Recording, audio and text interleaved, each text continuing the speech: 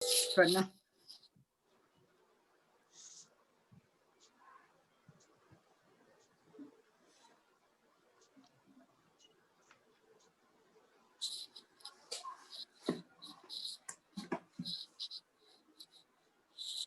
Swarna, you can unmute, ma.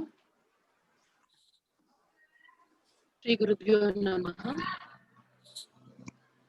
Shri Kanchikamakoti పీఠాధిపతులు శ్రీ శ్రీ శ్రీ శంకర విజేంద్ర సరస్వతి స్వామి వారి దివ్య పాద పద్మములకు ప్రణమిల్లుతూ అందరికీ నమస్కారం. Namaskaram everyone, and Sampradaya Pathshala welcomes you all for the distinctive program on the recital of Navavarna Kritis composed by Sri Muthuswami Dikshitar. The Kamalamba Navavarna Kritis by Sri Muthuswami Dikshitar are some of the most famous pieces of music in the Carnatic system of Indian classical music. They are treasures which embody not only the technical brilliance of the composer but also offer a peep into the Advaitic school of Hindu philosophy. So we are very thankful to Srinivasa Sharma Garu for taking up this beautiful task of explaining us on all these kritis for the next 9 days. So today we'll be having a couple of kritis wherein we have the renowned vocalist Sri Devi Ayagari Garu and Saileshwari Garu who will be performing, and then we'll be having Srinivasa Sharma Garu giving the beautiful explanation for all these kritis. I now request Durga Devi Garu to invite the artist for today's program.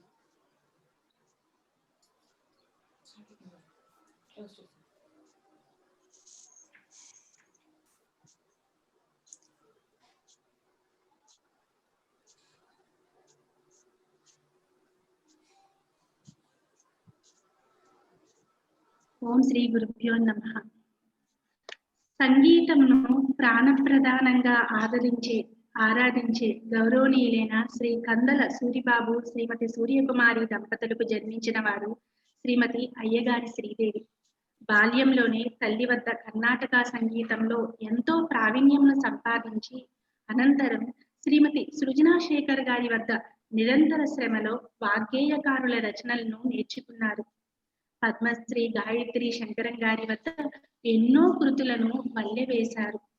స్వరకల్పన, మనోధర్మం, సాహిత్య భావనలను సృజనాత్మకంగా గానం చేయగలరు.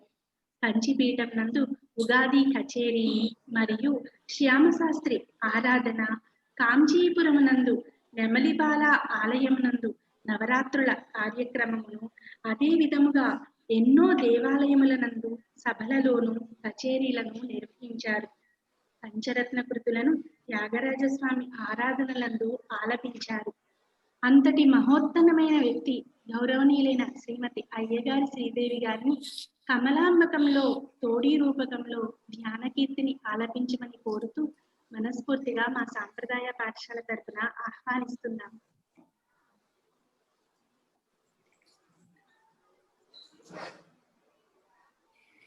అందరికీ నమస్కారం. పెద్దలందరికీ నమస్కారం, గురువులందరికీ నమస్కారం. పెద్దవాళ్ళు, నాకన్నా పెద్దవాళ్ళు చాలా మంది ఉన్నారు సంగీతంలో, విద్వాంసులందరూ. తప్పులు ఏమైనా ఉంటే క్షమించండి.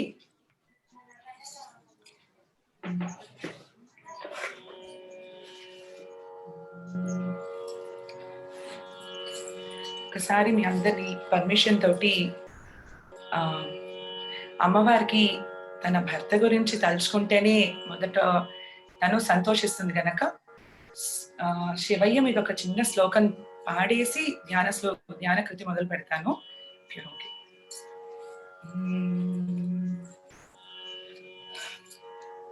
ఓం నమః ప్రణవాయ శుద్ధ జ్ఞానైకమూర్తయే నిర్మలాయ ప్రశాంతాయ దక్షిణామూర్తయే నమః. ఓం నమః ప్రణవాయ శుద్ధ జ్ఞానైకమూర్తయే నిర్మలాయ ప్రశాంతాయ దక్షిణామూర్తయే నమః.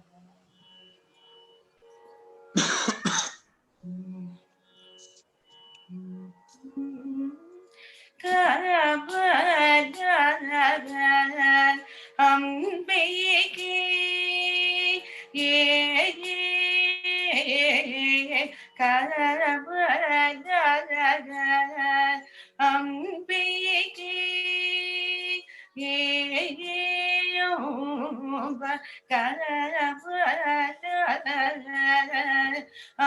அம்பிகே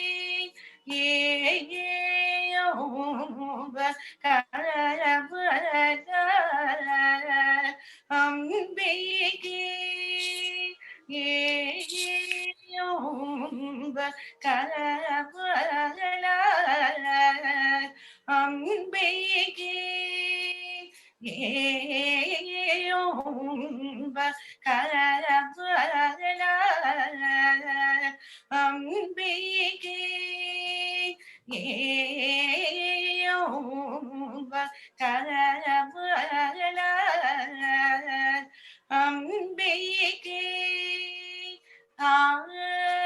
ஆஸ்ரித கல்வலதிகே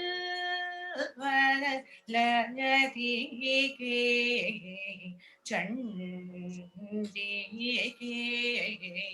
கமலனிய அருண சுகே கரவித்ரத சுகே மவன் கமல அம்பிகே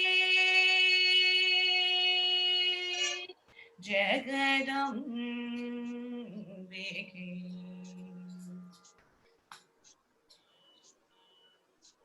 கமல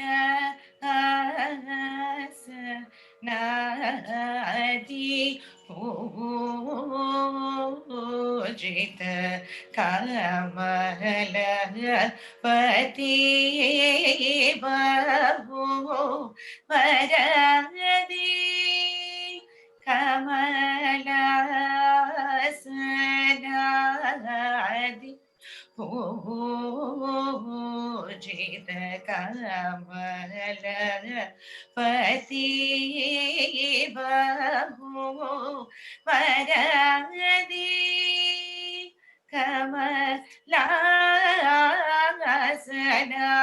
கமலாசனாதி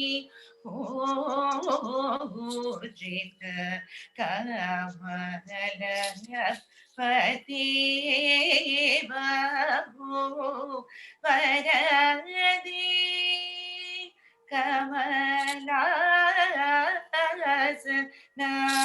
கமலாசனாதி பூஜித கமல பதி பபு வரதி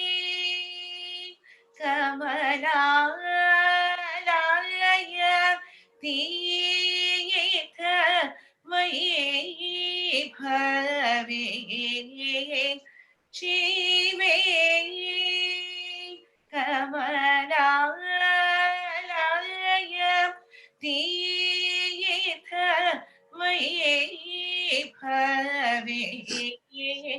சிவே கமலாலய தீத வைபவே சிவே கருணவே கமலா அம்பிகே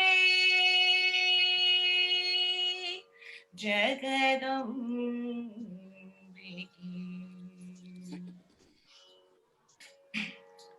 சகல லோக நாயகி சங்கீத ரசிகே அம்ப சகல லோக நாயகி சங்கீத ரசிகே சுகவீத்வர प्रदायिके सुन्दरी गदा मायिके मुखदे त्वर प्रदायिके सुन्दरी गदा मायिके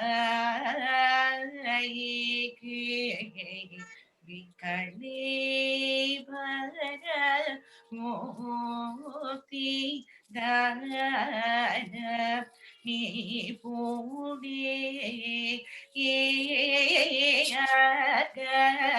हराणी विकले भर मोती दान निपुणे हराणी वियदादि होत निकिरणे विनोद चरणे अरुणे वियदादि होत किरणे विनोद चरणे अरुणे वियदादि होत किरणे विनोद चरणे अरुणे सकाले गुरु गुह करणे सदा शिवात करणे भगजत दवादी वने अखंडै करस बोधे सकाले गुरु गुह करणे सदा शिवात करणे अखजटवादी वने अखंडै करस बोधे कमला अम्बिके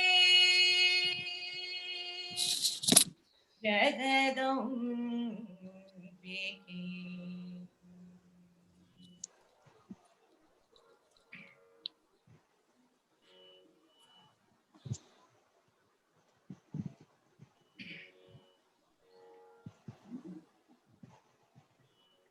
Yeah. Swarna? చాలా చక్కగా పాడారు శ్రీదేవి గారు. సో ఇప్పుడు ఈ కీర్తన గురించి మనకు శ్రీనివాస శర్మ గారు అందులోని భావము ఆ కీర్తన యొక్క వైభవాన్ని మనకి ఇప్పుడు తెలియజేస్తారు.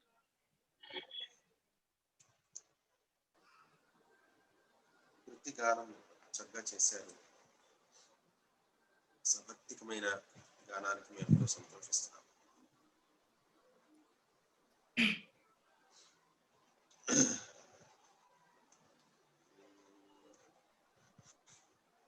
अंतरायति विरूपशान्तये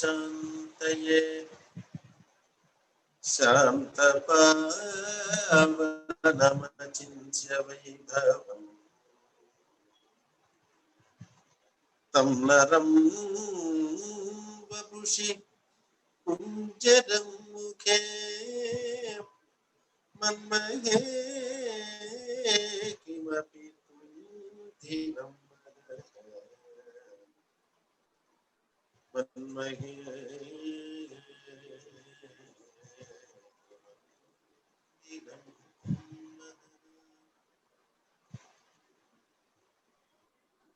या कुन्देन्दु तुषारहारधवला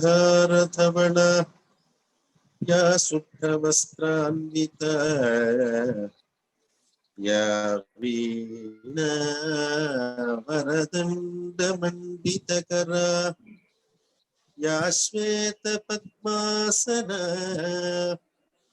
या ब्रह्माच्युत शंकर प्रभृतिभिः देवैः सदा पूजिता सा मां पातु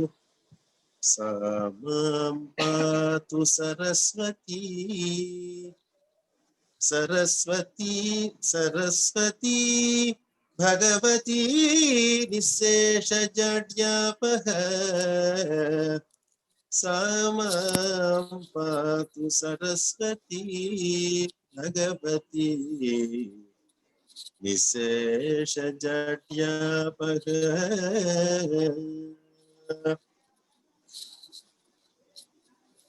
वन्दे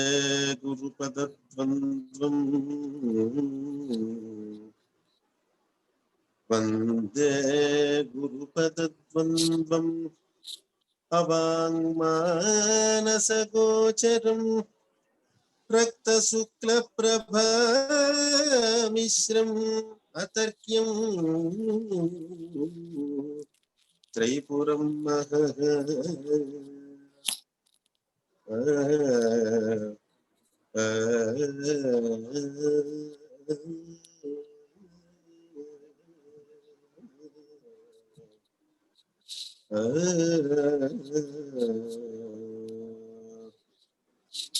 परमेष्ठि गुरोरूपं गृहीत्वा भूत्परो गुरुः ततो वाप्य गुरोरूपं श्रियानन्दो गुरुर्मम श्रियानन्दो गुरुर्मम।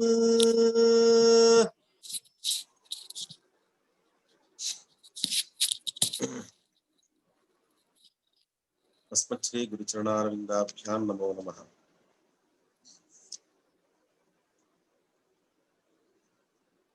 गुरु परंपरलो नारायण समारंभां व्यासशंकर मध्यमां अस्मदाचार्य पर्यन्तां वंदे गुरु परंपरां అని ప్రథమ గురువు మధ్య గురువు స్వగురువు అని మొత్తం ముగ్గురు గురువుల్ని మనం స్మరిస్తూ ఉంటాం. ముత్తుస్వామి దీక్షితుల వారి గురు పరంపర కూడా అంత గొప్పది.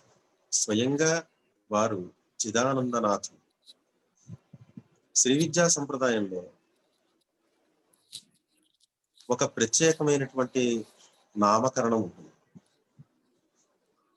తల్లిదండ్రులు శరీరాన్ని ఇచ్చిన తర్వాత ఆ శరీరానికి ఒక పేరు పెడతారు. దాన్ని వ్యవహార నామం అంటారు. తల్లిదండ్రులు శ్రీ విద్యా సంప్రదాయంలో ఉన్న గురువుకి అప్పచెప్పిన తర్వాత ఆ గురువు సాధన చేయించి ఆ సాధనా బలంతో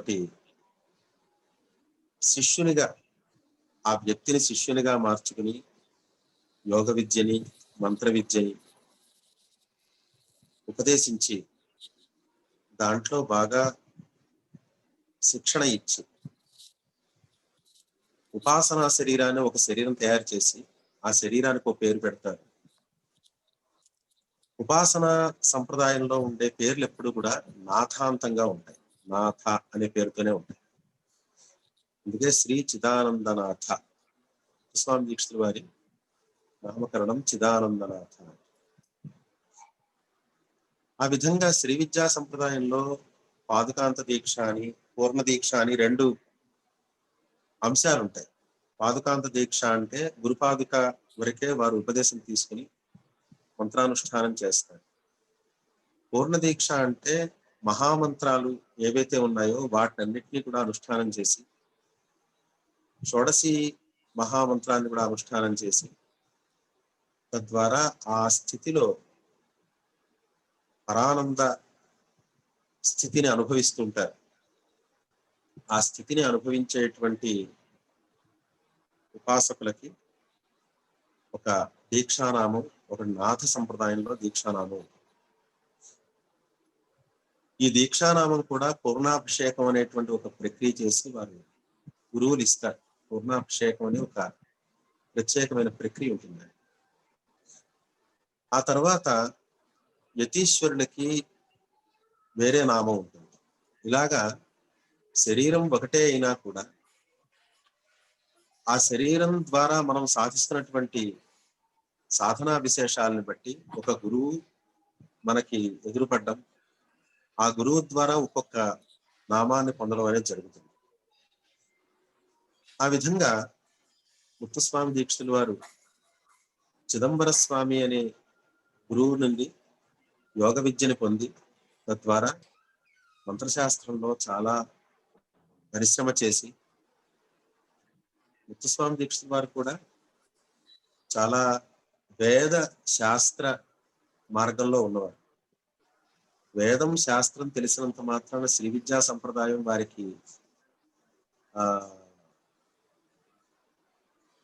వారికి సిద్ధిస్తుందని ఎవరికి ఎక్కడా మనం చెప్పలేం. శ్రీ విద్యా సంప్రదాయం అనేది ఒక ప్రత్యేకమైనటువంటి మార్గం. అయితే ముత్తుస్వామి దీక్షితుల వారు కూడా వేద శాస్త్రాలను అభ్యసించినా కూడా వారిని చూసినప్పుడు ఈ వ్యక్తి శ్రీ విద్యా సంప్రదాయానికి అర్హుడు అని గుర్తించినటువంటి చిదంబర స్వామి ఒక భిక్షువులాగా వచ్చి రామస్వామి గారి ఇంటి ఎదురుకుండా నిలబడితే, ఎందుకో నిలబడ్డారు, చాలాసేపు మహాయోగులు వలె కనిపిస్తున్నారు, ఎందుకు అలా నిలబడి చూస్తున్నారు అని దగ్గరికి వెళ్ళి అడిగితే, నాకు మీ అబ్బాయి కావాలి, అక్కడ కనిపిస్తున్నటువంటి ఆ అబ్బాయి నాతో పంపించు అని అడిగారు. చాలా అద్భుతంగా వర్ణిస్తారు కావ్యంలో. దశరథ మహారాజు అయినా ఇంకా శంకించారేమో కానీ రాముణ్ణి విశ్వామిత్రుడి వెంట పంపించడానికి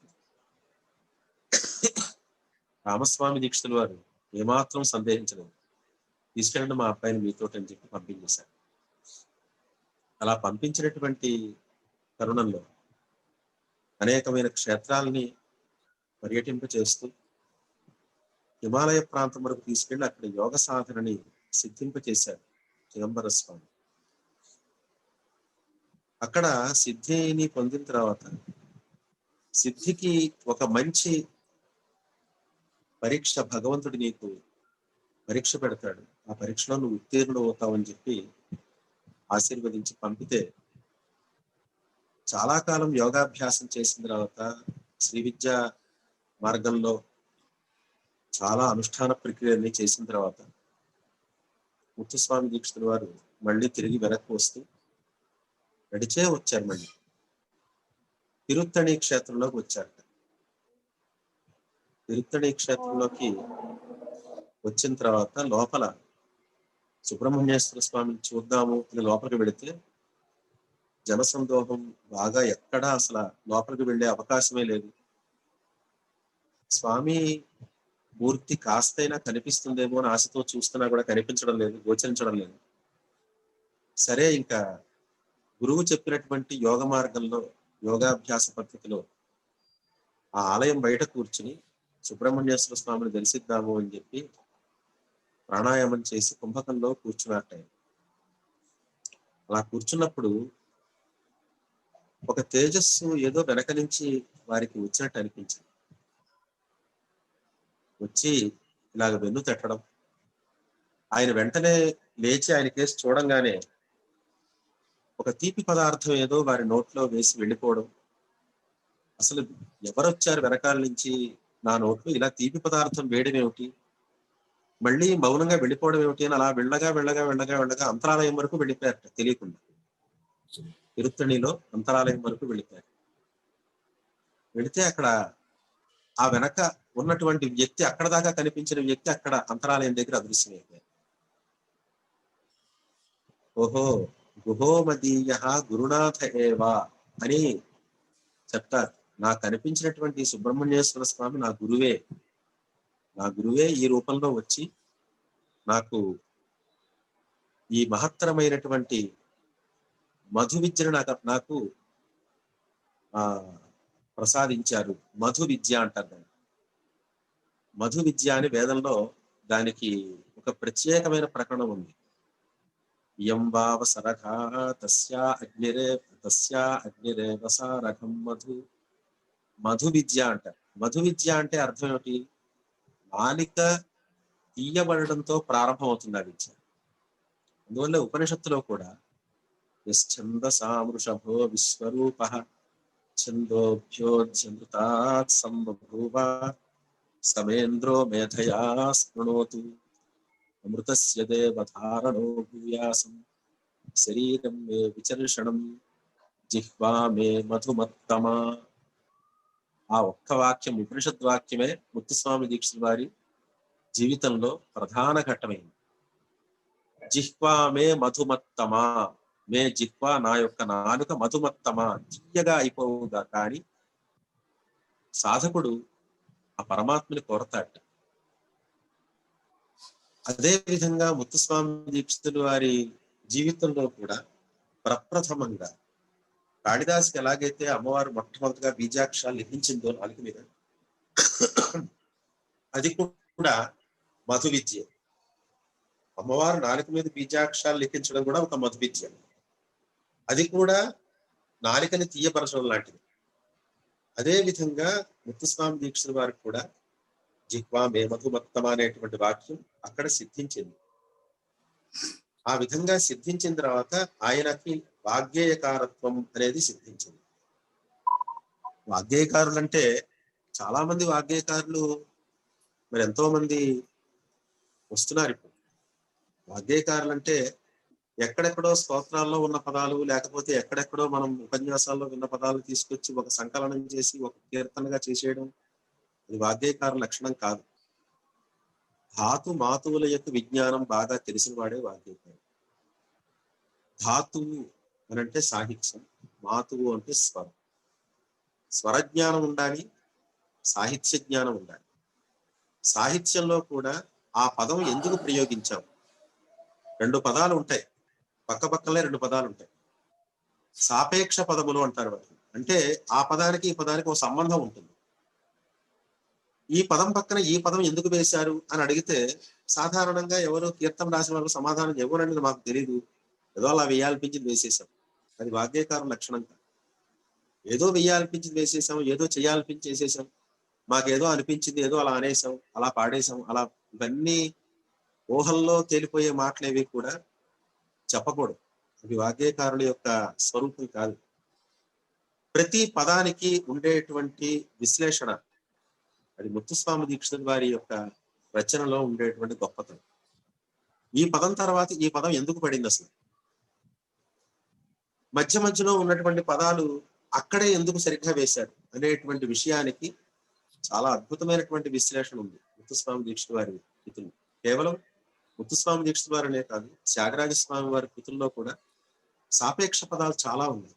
పదానికి పదానికి ఆ రెండు సంబంధాలు కనుక మనం విచారిస్తే చాలా గొప్ప అర్థం వస్తూ ఉంటుంది. ఈ విధంగా అటువంటి అపూర్వ వాగ్గేయకారత్వం అనేది ఒకటి సిద్ధించింది. ఇంతకు ముందు ఎవరూ కూడా అటువంటి వాగ్గేయకారులు లేరు. లక్షణకర్తలు అయితే చాలా మంది ఉన్నారు. దీక్షితుల వారికి పూర్వం చాలా మంది లక్షణకర్తలు ఉన్నారు. లక్షణకర్తలు ఎవరికి కూడా వాగ్గేయకారత్వం అనేది సిద్ధించలేదు, చాలా మందికి సిద్ధించలేదు. వాగ్గేయకారత్వం అనేది ఒక ప్రత్యేకమైనటువంటి విద్య. అది ఉపాసనతో, అది కేవలం శాస్త్ర విద్యల యొక్క బలంతో కాదు, అది కేవలం భగవంతుని యొక్క అంశతో ఉన్న వాళ్ళకి మాత్రమే అది సిద్ధిస్తుంది. కాళిదాసు, మహాకవి కాళిదాసు ఎలాగైతే ఆ కవితాధార సిద్ధించిందో అదే విధంగా వాగ్గేయకారత్వం సిద్ధించాలన్నా కూడా వారికి భగవదంశ అనేది ఒకటి ఉండాలి. సరే, ఆ భగవదంశ విషయంలో కూడా రామస్వామి దీక్షితుల వారు, సుబ్బామ్మ గారు ఇద్దరూ కూడా చాలా పరిశ్రమ చేశారు. తిరువారూరులో ఉన్నటువంటి సుబ్రహ్మణ్యేశ్వర స్వామి వారి సన్నిధానంలో వారు పయోవ్రతం అన్న 40 రోజులు పయోవ్రతం చేశారు. కేవలం పాలు తాగి మాత్రమే ఉండి అక్కడ అనుష్ఠానం చేశారు. చేస్తే కుమారస్వామి వచ్చి ఒక ముత్యాల హారాన్ని చేతిలో పెట్టారు. అందువల్లే ముత్తుస్వామి, ముత్తు అంటే ముత్యం, ముత్తుస్వామి అని చాలా మంది ముక్తుస్వామి అని రకరకాలుగా పిలుస్తుంటారు. ముత్తుస్వామి అనేటువంటి పదం అక్కడ సార్థకమైంది. వీరు ముగ్గురు అన్నదమ్ములున్నా ముగ్గురులో కన్నా కూడా చిదంబర స్వామిని ఆకర్షించినటువంటి ముఖం ముత్తుస్వామి ముఖం. అందువల్ల ఎందువల్ల ఆకర్షించింది అని అంటే వారు సుబ్రహ్మణ్యేశ్వర స్వామి వారి యొక్క అంశతో ఏర్పడిన వారు కాబట్టి. సుబ్రహ్మణ్యేశ్వర స్వామి వారు ఇచ్చినటువంటి ముత్యాల హారమే ముత్తుస్వామి దీక్షితులుగా పరిణమించింది. అందువల్లే వారి యొక్క అవతారం చాలా గొప్పది. సుబ్రహ్మణ్యేశ్వర స్వామి వారి యొక్క తేజోమూర్తే ముత్తుస్వామి దీక్షితుల వారు. అందువల్ల వారు సుబ్రహ్మణ్యేశ్వర స్వామి వారి యొక్క అంశని ఒక మధు విద్యగా వారు మొట్టమొదటిసారిగా పొంది వారి కృతి రచన చేశారు. మొట్టమొదటి కృతి ఆరంభమే శ్రీనాథాది గురుభో జయతి, శ్రీ చిదానందనాథోహమితి సంతతం హృది భజామి. ఇది నిభజ కాదు, చాలా మంది అలా పాడుతున్నారు, హృది భజామి. ఈ విధంగా వారు కృతి ప్రారంభించి చేయడం, ఆ తరువాత ఎన్నో గుచ్చకృతులు, వారు చేసినటువంటి కృతులు కేవలం అమ్మవారిని స్తుతించడం లేకపోతే ఒక ఈశ్వరుని స్తుతించడం అదొకటే కాదు, అనేక మంది దేవతల్ని స్తుతించారు. ప్రతి క్షేత్రంలోనూ కూడా కృతి రచన చేశారు. మనం ఇవాళ నాకు ఒకటి అనిపిస్తూ ఉంటుంది, ముత్తుస్వామి దీక్షితుల వారు మనకు ఎంతో ఉపకారం చేశారంటే, మనం కొన్ని క్షేత్రాలకు వెళ్ళకపోయినా ఆ కృతుల్లో ఉండే అర్థాన్ని భావన చేస్తూ అలా పాడుతూ ఉంటే ఆ క్షేత్రంలో ఆ దేవతను దర్శించిన అనుభూతి కలుగుతుంది. అలాగా వారు కృతి శిల్పాన్ని అలా చేసి పెట్టారు. మనకి క్షేత్రంలో ఉండే వైశిష్ట్యం, ఆ క్షేత్రంలో ఆ దేవత యొక్క తత్వం, ఆ దేవతకి సంబంధించినటువంటి ఉత్సవం. కొన్ని సందర్భాల్లో అయితే శంఖాద్యష్టోత్తర సహస్ర కలశాభిషేకమోదాం అన్నారు చోట. శంఖము మొదలైనటువంటి అష్టోత్తర సహస్ర కలశలు పెడతారు. అంటే ఆ ఉత్సవం ఎలా ఉంటుందో మనం ఇంతవరకు చూడలేదు. మరి పూర్వం చేసేవారు ఇప్పుడు జరుగుతున్నాయో లేదో తెలియట్లేదు, కానీ చూస్తే మాత్రం మనకి బాగా ఆ ఆగమంలో చూస్తే ఆ విధానం చాలా అద్భుతమైన విధానం ఉంది. శంఖము కొన్ని కలశలు శంఖములుగా ఉంటాయి, కొన్ని కలశలు తామ్ర పాత్రలు ఉంటాయి, కొన్ని కలశలు రజత పాత్రలు ఉంటాయి. ఇలా మొత్తం 1008 కలశలు వస్తాయి. ఇలాగ ఆ క్షేత్రంలో జరుగుతున్నటువంటి ఉత్సవాన్ని వారు చూపించారు. అదే విధంగా సందర్భాలను చూపించారు. భాద్రపద మాస చతుర్థ్యాం బ్రాహ్మణాది పూజితం అని క్షేత్రంలో ఆ సందర్భాన్ని చూపించారు. శ్రావణ పౌర్ణమి పూర్వస్థ శుక్రవారే చారుమతి ప్రభుతిభి పూజితాకారే. ఇలా ఇక్కడ చూసినా కూడా సందర్భాలు కనిపిస్తూ ఉంటాయి.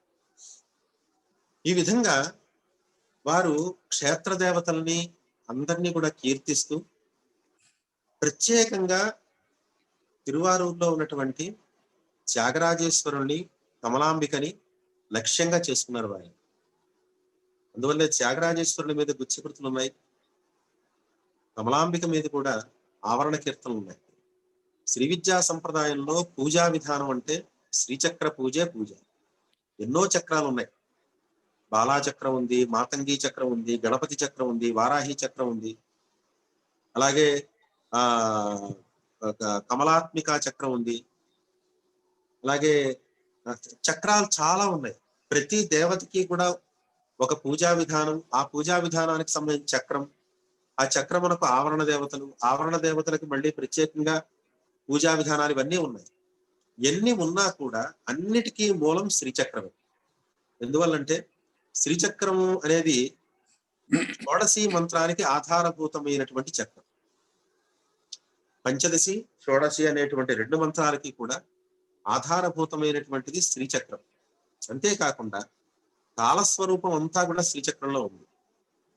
కాలరూపం వర్తమాన కాలగ్రాస విచక్షణం నిత్యోహితం నిరాటంకం నిత్యామండలకం. నిత్యామండలం అంతా కూడా శ్రీచక్రంలో ఉన్నటువంటి త్రికోణాన్ని ఆశ్రయించుకుని ఉంది. ఈ విధంగా శ్రీచక్రం మొత్తం ప్రపంచానికి ఆధారభూతమైనటువంటిది కాబట్టి శ్రీ విద్యా సంప్రదాయంలో చాలా శ్రేష్టమైనటువంటి ఆరాధనా విధానం శ్రీచక్రారాధన. దాన్ని లక్ష్యంగా చేసుకుని ముత్తుస్వామి దీక్షితుల వారు కమలాంబా నవావరణ కృతులు అని చేశారు. అంటే కమలాంబా నవావరణ కృతులు మనం పేరు పెట్టుకున్నాం, వాటికి నవావరణ కృతుల పద్ధతిగానే చేశారు. అయితే ప్రతి కృతిలోనూ కూడా నా కమలాంబని లక్ష్యంగా చేసుకున్నారు కాబట్టి ఆ కమలాంబ అనేటువంటి కమలాంబ నవావరణ కృతులు అనేటువంటి వ్యవహారం మనకి ఏర్పడింది. ఈ కమలాంబ ఎవరు? కమలం అంటే మామూలుగా పద్మం, కమల అంటే లక్ష్మీదేవి మనకు తెలుసు. కానీ ఇక్కడ కమలా శబ్దానికి పార్వతి అనే అర్థం ఉంది. ఎందువల్లంటే త్యాగరాజేశ్వరుణ్ణి అక్కడ మనం చూపిస్తున్నారు. నకర్మణ ప్రజయాధనేన త్యాగేనకే ధ్యానశిరేమృతత్వం ఈ త్యాగమార్థోద్బలనాయత్ర త్యాగాభిధానేన విభుర్విభాతి అని. త్యాగరాజేశ్వరుడు అంటే త్యాగానికి ప్రతీక. మనలో త్యాగ గుణాన్ని వృద్ధి చేసేటువంటి గొప్ప దేవత. అటువంటి దేవతామూర్తికి సహధర్మచారిణి అయినటువంటి అమ్మవారు కమలాంబ అని పిలువబడుతోంది. వాస్తవానికి కమల అనేసరికి లక్ష్మీదేవని రావాలి, కానీ లక్ష్మీ పార్వతులకి అభేదాన్ని చెప్తారు ఒక చోట. మనకి శ్రీ సూక్తంలోనే ఆ విషయాన్ని చెప్తారు. ఇక్కడే కాదు, హిరణ్మయీం లక్ష్మీం సదా భజామి హీన మానవాశ్రయం త్యజామి అనేటువంటి కృతిలో కూడా అందులో గిరిజాం తాం ఇందిరాం అని ప్రయోగం చేశాడు. ఇలా మనకు ఆలోచిస్తే లక్ష్మీ పార్వతులకి ఇద్దరికీ కూడా అభేదాన్ని చెప్పి ఒక ఉపాసనలో ఉత్తమ స్థితిలో ఉపాసనని మనకు అందించారు, చూపించారు. అందువల్లే అక్కడ రహస్యం ఏమిటి అని అంటే అమ్మవారు వీరాసనంలో కూర్చుంటుంది. మామూలుగా మనకి లలితామ్మవారు కూర్చుంటే ఒక కాలు పైన పెట్టుకుని ఒక కాలు కింద ఉంటుంది, కానీ ఇక్కడ రెండు కాళ్ళు కూడా పక్కకి పెట్టుకుని వీరాసనంలో కూర్చుంటుంది. ఎందువల్ల అలా కూర్చుంటుంది అంటే యోగ సిద్ధిని కలిగించే శక్తి కాబట్టి. ఆ యోగ సిద్ధిని కలిగించే శక్తి కాబట్టి ప్రత్యేకంగా అమ్మవారు త్యాగరాజేశ్వరుడు అంటే త్యాగము యోగము. ఈశ్వరుడు త్యాగ స్వరూపుడు, అమ్మవారు యోగ స్వరూపుడు. త్యాగ యోగముల యొక్క సమ్మేళనమే శివ చిచ్చక్తుల యొక్క స్వరూపం. అక్కడ మనకి తిరువారూరులో మనకు కనిపిస్తుంది. ఈ విధంగా అమ్మవారిని ప్రధానంగా చేసుకుని కమలాంబ నవావరణ కృతులు అని చెప్పి వారు చేశారు. ఇందులో విభక్తుల యొక్క క్రమంలో వెళతాయి ఈ కృతులు. ప్రథమావరణ ప్రథమా విభక్తి, ద్వితీయావరణకి ద్వితీయ విభక్తి, తృతీయావరణకి తృతీయ విభక్తి, చతుర్థావరణకి చతుర్థీ విభక్తి, పంచమావరణ, ఇలాగా ఏ ఆవరణకి ఆ విభక్తి వెళుతుంది. అంటే విభక్తి అంటే అర్థం ఏమిటి అంటే ఒకే పదం మళ్ళీ రిపీటెడ్ గా వస్తూ ఉంటుంది అంటే కాదు. ఒక విశేష్యం ఏ విభక్తిలో ఉంటుందో విశేషణాలన్నీ కూడా అదే విభక్తిలో ఉండాలని నియమం ఉంది. కాబట్టి ఒక విశేష్యాన్ని కమలాంబికే అని అంటే మొత్తం అన్ని కూడా ఆ కమలాంబికే అనేటువంటి సంబోధన ప్రథమా విభక్తిని అనుసరించే మిగతా విశేషణాలన్నీ కూడా నడుస్తాయి. కమలాంబాం భజరే, కమలాంబాం అని ద్వితీయ విభక్తి వేశారు కాబట్టి, ఆ ప్రయోగం చేశారు కాబట్టి ఆ కృతిలో ఉండేటువంటి పదాలన్నీ కూడా ద్వితీయ విభక్తిలోనే ఉండాలి. నియమం లింగం యద్వచనం యాచి విభక్తి విశేష తల్లింగం తద్వచనం సాచి విభక్తి విశేషణ నియమం ఉంది. కాబట్టి ఆ నియమాన్ని అనుసరించి విశేషణ సంబంధంతో వారు కృతి రచన చేశారు.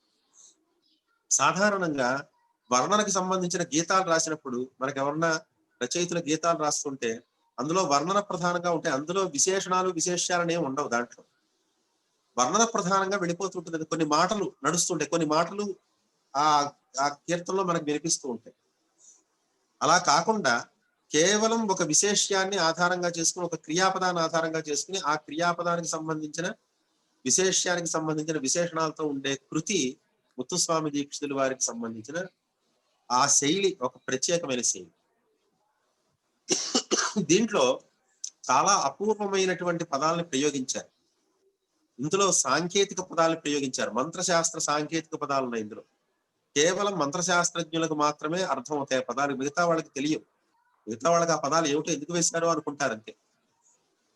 మాత్మక కాది మతానుష్ఠానం అని అన్నారు చోట. మాత్మక అంటే అది ఎవరికి తెలియదు. మాత్మక కాది మతం ఏమిటి అని ఇలాంటివన్నీ కూడా సాంకేతిక పదాలు కొన్ని వారి కృతిలో మనకి వినిపిస్తూ ఉంటాయి.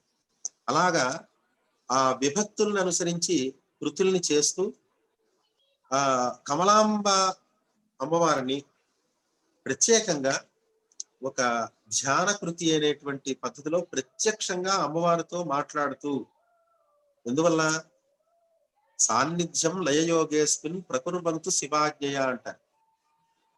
అమ్మా తల్లి, నేను ఇప్పుడు అర్చనని ప్రారంభిస్తున్నాను. అర్చన అంటే అర్థం ఏమిటి? అమ్మవారికి సమాధానం చెప్పాలంటే మన వల్ల కాదు. అర్చన అంటే ఏం చేస్తావు?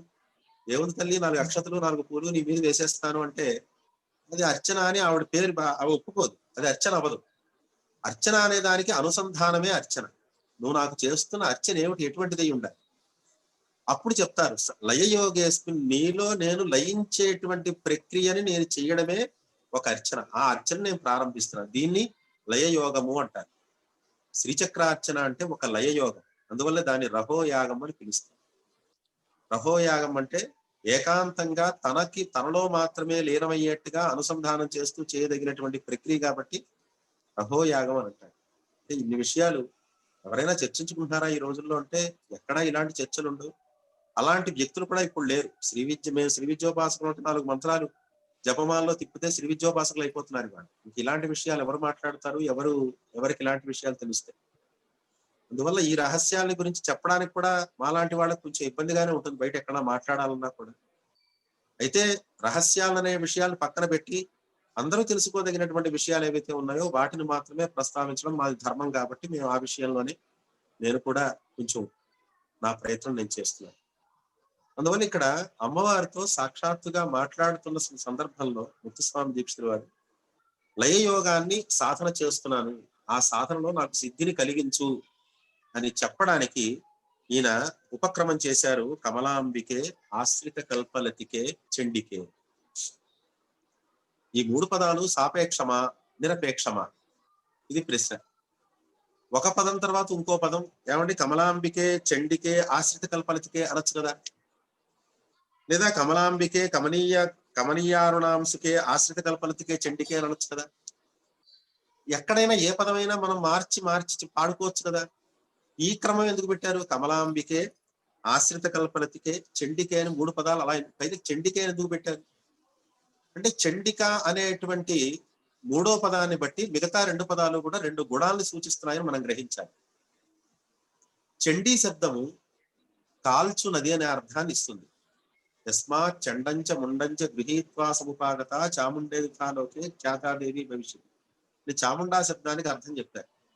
అలాగే చండీ అనే దానికి కూడా అర్థం చెడి దాహే అంటే కాల్చివేయునది అనేటువంటి అర్థంలో మనకి ఆ అర్థాన్ని చెప్తూ చండిక అంటే కాల్చివేయునది. నిన్న నేను చెప్పినట్టుగా రోగానశేషాన్ అపహంసి పృష్టాతు కామాన్ సకలానభీష్టాన్. అమ్మవారి కాల్చడమే పని. ఏం కాలుస్తుంది?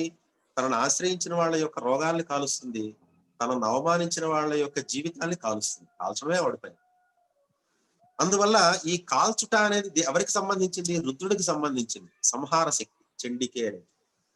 అందువల్ల మిగతా 2 శక్తులు ఇప్పుడు తీసుకుంటే కమలాంబికే అనేది సాత్విక శక్తి, కమలాంబికే అనేది సృష్టికి మూలమైనటువంటి సాత్విక శక్తి, ఆశ్రిత కల్పలతికే అనే స్థితికి ఆశ్రయమైనటువంటి పోషణ శక్తి. ఆశ్రిత కల్పలతికే ఆశ్రయించిన వాళ్ళని పోషించున్నది అంటే స్థితి అని చెప్తున్నారు దీంట్లో.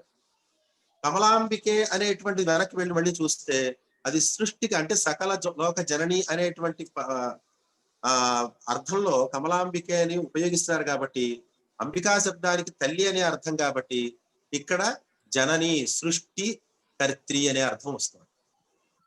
అంటే కమలాంబికే అంటే సృష్టికర్త్రి, ఆశ్రిత కల్పలతికే అంటే స్థితికర్త్రి, చండికే అంటే సంహారకర్త్రి అని మనం 3 రకాలుగా ఇక్కడ 3 శక్తుల్ని ఒకే రకంగా ఒకే వాక్యంగా ఆయన రచించి ఇది సాపేక్ష పదం. ఎందుకు ఈ పదం తర్వాత ఈ పదం ఎందుకు వేశారు అనే దాన్ని మనం రీసెర్చ్ చేస్తే మనకి ఆ రీసెర్చ్ లో ఎన్నో విషయాలు తెలుస్తాయి. అందువల్ల కమలాంబికే ఆశ్రిత కల్పలతికే చండికే గమనీయ అరుణాంశుకే. అంశుక శబ్దం ఎందుకు చెప్పారు అంటే సృష్టి స్థితి లయలు 3 ఏర్పడిన తర్వాత మాయ ఆవరించకపోతే ఎక్కడా కూడా జీవులకి భేదం అనేది ఉండదు, లేదా జీవులంతా అభేదం అయిపోతారు. అందువల్ల అంశుకం అంటే అర్థం ఏమిటి అంటే తెర అని అర్థం. అంశుకం అంటే పై ముసుగు అని అర్థం. పై ముసుగు అనే దానికి అంశుకం. కమనీయ అరుణాంశుకే అంటే కమనీయమైన ఎర్రని ముసుగు కలిగినటువంటిది, అంటే మాయారూపమైనటువంటి ముసుగు మనందరి మీద వేసింది అని అర్థం. అలాంటి అర్థంలో మాయా స్వరూపిణి అనేటువంటి అర్థంలో మహామాయగా జగత్తుని ఆవరించింది అనేటువంటి అర్థంలో కమనీయ అరుణాంశుకే అని పదప్రయోగం చేశారు. కర విధృత సుఖే. సుఖము అంటే చిలుక వాక్కులకి ప్రతీక. అందువల్ల ఈ ప్రపంచం అంతా కూడా ఈ సృష్టి అంతా కూడా వాక్కు మూలకంగా జరుగుతోంది కాబట్టి కర విధృత సుఖే ఆ వాగ్దేవతని వాక్కులను ఆవిడ చేతిలో పెట్టుకుని ఈ ప్రపంచాన్ని నడిపిస్తోంది అని చెప్పడంలో కర విధృత సుఖే మామవ అటువంటి ఓ తల్లి కమలాంబికే మామవ నన్ను రక్షించు ఓ జగదంబిక అంటే సృష్టికర్త్రి, స్థితికర్త్రి, సంహారకర్త్రి అయ్యి మాయగా మొత్తం ప్రపంచాన్నంతా ఆవరించి వాగ్రూపిణిగా సకల వేదములను కూడా ఉద్ధరించి ఈ ప్రపంచానికి నాయకురాలిగా ఉన్నటువంటి ఆ పరాశక్తి నన్ను రక్షించుగాక అనేటువంటి అర్థంలో ఈయన పల్లవి రచన చేశారు ముత్తుస్వామి దీక్షితులు గారు. గొప్ప విషయం. అంటే ఇందులో ఏముంది అర్థం చెప్పుకుంటే మా కమలాంబికే, ఆ కమలాంబిక ఆశ్రిత కల్పలతికే, ఆశ్రయించిన వాళ్ళకి కల్పల వృక్షం లాంటిది, చండికే చండి అమ్మవారు, ఇలా అంటే ఏం ఉండదు దాంట్లో. మనం ఆలోచించగా ముత్తుస్వామి దీక్షితుల వారి కృతుల్లో మనం లోతుకు వెళ్ళి ఆలోచిస్తే ఇటువంటి విషయాలు మనకి రత్నాల్లా కనిపిస్తాయి. ముత్తుస్వామి దీక్షితుల వారి కృతి సముదాయం అంటే అది ఒక మహాసముద్రం. అందులో ఉన్న పదాలు మనం వెతికితే అందులోంచి రత్నాలు బయటకు వస్తూ ఉంటాయి. ఎలా వస్తాయంటే ఆ అపేక్ష ఏమిటి, అసలు ఆ పదం ఎందుకు వేశారనేటువంటి మనం బాగా ఆలోచించి చేస్తే మనకు అవి బయటికి వస్తాయి. అందువల్ల ఒక కృతిని చాలా మంది అంటారు, మేము రోజుకి 13 గంటలు సాధన చేస్తాం, 12 గంటలు, ఇవన్నీ అక్కర్లేని మాటలు. వాళ్ళు 13 గంటలు సాధన చేస్తే ఎందుకు, 12 గంటలు సాధన చేస్తే ఎందుకు? ఎంత సాధన చేసినా ఆ తిరిగే స్వరాలే ఆ రాగాలే తిరిగితే ఎలాగా?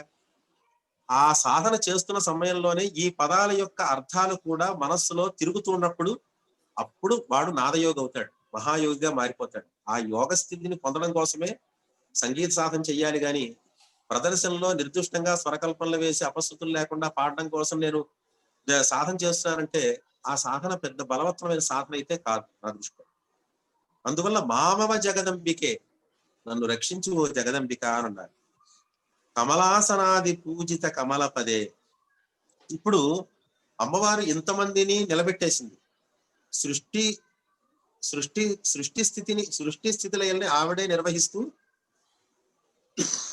ఆవిడే మాయాస్వరూపిణి ప్రపంచాన్ని వ్యాపిస్తూ, ఆవిడే వాగ్రూపిణిగా చిలుకను వాకుకు ప్రతీకగా చిలుకని ధరించి ప్రపంచాన్ని అంతటినీ కూడా వేదం, వాక్కులంటే వేదం కాబట్టి ఆ వేదాన్ని కూడా ఆ చేతిలో ధరించి ఆవిడే ప్రపంచానికి జనని అయినటువంటిది. అటువంటి ఆ మూర్తిని మొట్టమొదటిగా ఎవరు ఆరాధించారు అనంటే కమలాసనాది పూజిత కమలపదే. కమలాసన అంటే విరించి కమలాసన, కమలాసన అంటే బ్రహ్మాన. కమలాసన ఆది పూజిత, కమలాసనుడు మొదలైనటువంటి అంటే దేవతల కంటే కూడా సర్వశ్రేష్ఠుడు బ్రహ్మ. ఎందువలంటే సత్యలోకం అనేది చిట్ట చివరిది కాబట్టి. సత్యలోకం తర్వాత స్వర్గలోకం, స్వర్గలోకం తర్వాత భూలోకం, భూలోకం తర్వాత పాతాళం. ఇలా క్రమంలో తీసుకుంటే సత్యలోకానికి నాయకుడైనటువంటి బ్రహ్మ నుండి, స్వర్గలోకానికి నాయకుడైనటువంటి ఇంద్రుడి నుండి, భూలోక నాయకుడైనటువంటి మహారాజు చక్రవర్తుల నుండి, పాతాళలోక నాయకుడైనటువంటి దైత్యుల వరకు కూడా అందరి చేత కూడా పూజించబడేది అని అర్థం. ఆది పదం చేత అంతమందిని మనం తీసుకోవాలి. కమలాసనాది పూజిత కమలపదే బహువరదే. బహువరదే అంటే బహూన్ వరాన్ దదాతీతి బహువరద, అనేకమైన వరాల్ని ఇచ్చేటువంటిది.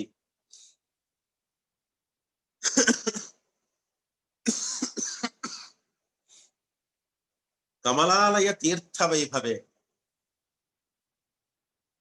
కమలాపురం అని ఇప్పుడు మనకి తిరువారూరుగా చెప్పబడుతున్నటువంటి పూర్వనామం కమలాపురం. ఆ కమలాపురంలో ఉన్నటువంటిది కమలాలయం. కమలాలయ తీర్థం, తీర్థం అంటే క్షేత్రం. ఆ క్షేత్రానికి సంబంధించినటువంటి వైభవము, విభవము అని అంటే అక్కడ ఉండేటువంటి తేజస్సు, అటువంటి తేజస్సు కలిగినటువంటి తీర్థం యొక్క తేజస్సు, క్షేత్ర తేజస్సు అంతా కూడా కలిగినటువంటిది. శివే, శివ అనేటువంటి శబ్దం ఈశ్వరునికే కాదు అమ్మవారికి కూడా శివ అనే పేరుంది. అందువల్లే మనం శివ ప్రయోగం చేస్తే శివయోహ అని ద్వివచనం ప్రయోగం చేస్తారు. శివయోహ అంటే పార్వతీ పరమేశ్వరుడు అని అర్థం. శివయోహ అంటే ఇద్దరు శివులు అని కాదు అర్థం. అందువల్ల ఇక్కడ శివ శబ్దం శివాచ శివశ్చ శివో అని ఉంటుంది కాబట్టి శివే అని అన్నప్పుడు ఇక్కడ అమ్మవారికి ఆ పేరుంది కాబట్టి శివే అని శివ గర్భితమైనటువంటి శివనామాన్ని ఇక్కడ అమ్మవారికి వేసి అక్కడ కీర్తిస్తున్నారు. కరుణార్ణవే, కరుణ ఏవ అర్ణవ అంటే అమ్మవారి యొక్క కరుణ ఎలా ఉంటుంది అంటే సముద్రం లాగా ఉంటుంది. కరుణ అంటే అర్థం ఏమిటి అసలు? కరుణ అంటే జాలి చూపడం, జాలి చూపడం కరుణ. జాలి ఎందుకు చూపించాలి? మనం అంతా అహంకారంతో బానే ఉన్నాం కదా, గొప్ప గొప్ప అహంకారాలతోటి నేను గొప్పవాళ్ళం అనుకుని, మాకే లోటు లేదనుకుని, అన్ని బాగున్నాయనుకుని బానే ఉంటున్నాం కదా అని అంటే, ఇలా అహంకారంతో ఉన్న వాళ్ళకి అమ్మవారు కరుణ చూపదు. అక్కడ కాదు కరుణ. ఎవరైతే తమ అహంకారాలను విడిచి సత్యాన్ని తెలుసుకుని, నేను జనన మరణములకు లొంగిపోయి ప్రవర్తిస్తున్నాను, ఎప్పుడు పుట్టానో నాకు నేను అనుకుని పుట్టలేదు, నేను అనుకుని పోవడం లేదు, అందువల్ల జనన మరణములకు నేను వివశుండై ఉన్నాను, ఇక్కడ బ్రతుకుతున్నది కేవలం అస్వతంత్రంగా బ్రతుకుతున్నానే గాని స్వతంత్రుడై బ్రతకట్లేదు అని సత్యాన్ని తెలుసుకుని, ఎవరైతే నాకు ఇటువంటి సంసారం వద్దు, నాకు ఇటువంటి స్థితి కాకుండా నేను నిన్ను మాత్రమే భజించగలిగేటువంటి స్థితిని నాకు ప్రసాదించు అని అహంకారాన్ని విడిచిపెట్టి ఎవరైతే ప్రార్థన చేస్తారో వాళ్ళ విషయంలో ఆ కరుణ యొక్క రుచి ఏమిటో తెలుస్తుంది. అమ్మవారు ఏ రకంగా కరుణను చూపించింది అనేది అప్పుడు వాళ్ళకి మాత్రమే తెలుస్తుంది, మిగతా వాళ్ళకి తెలియదు ఆ విషయం. అహంకారంతో ఉన్న వాళ్ళకి అమ్మవారి యొక్క కరుణ అంటే ఏమిటో తెలియదు.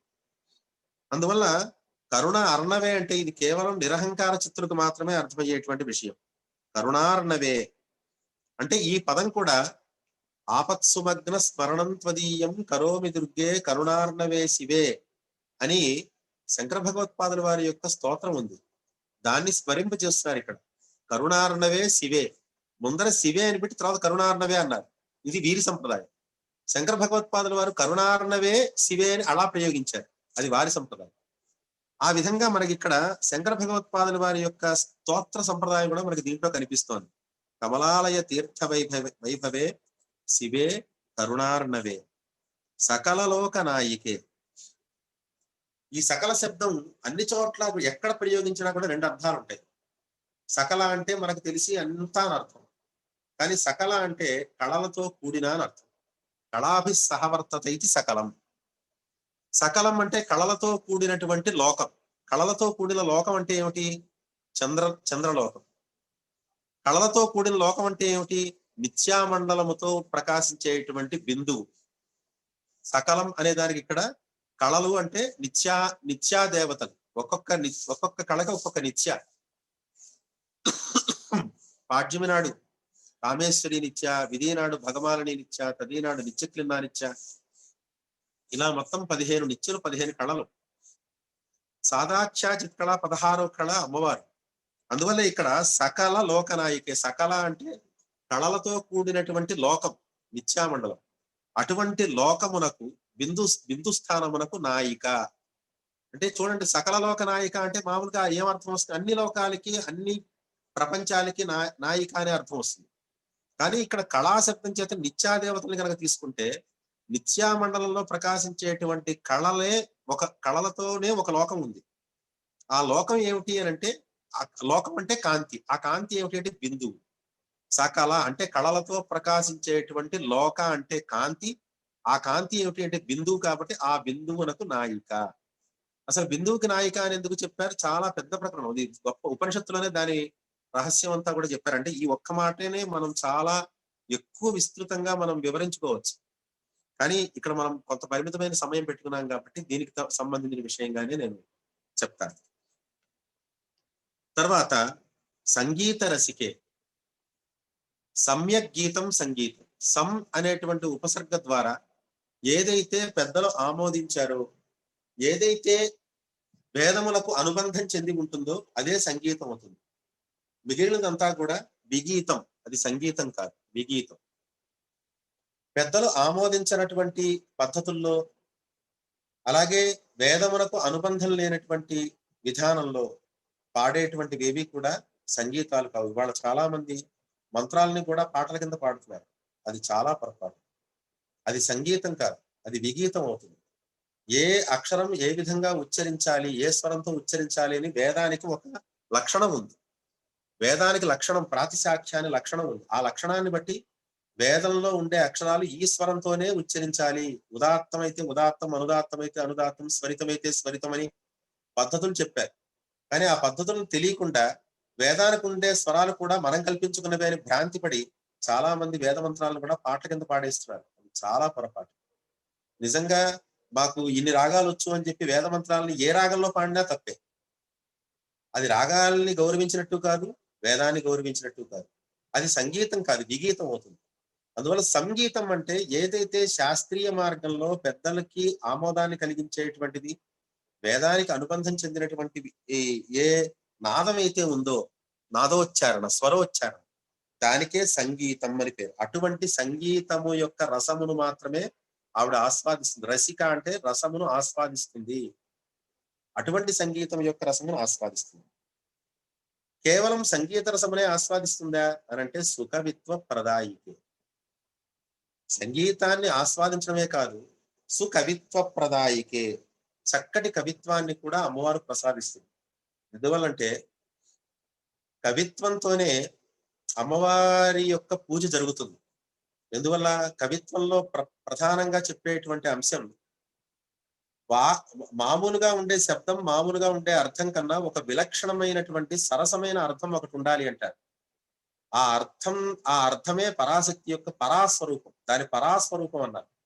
పరా అంటే అర్థం ఏమిటి అని అంటే మామూలుగా శబ్దం, మామూలుగా ఉండే అర్థం కంటే విలక్షణంగా ఉండే అర్థం ఏదైతే ఉందో అది హృదయాన్ని స్పృశించినప్పుడు ఆ కలిగేటువంటి ఆనందం అయితే ఉందో అటువంటి ఆనందాన్ని కలిగించే వాక్యే పరావాక్కు. అటువంటి పరావాక్కు కలిగినటువంటిదే కవిత్వం. అటువంటి సుకవిత్వం అన్నారు దాన్ని. అటువంటి సుకవిత్వాన్ని మనకి ఇస్తుంది అన్నారు. సుందరి గతమాయికే.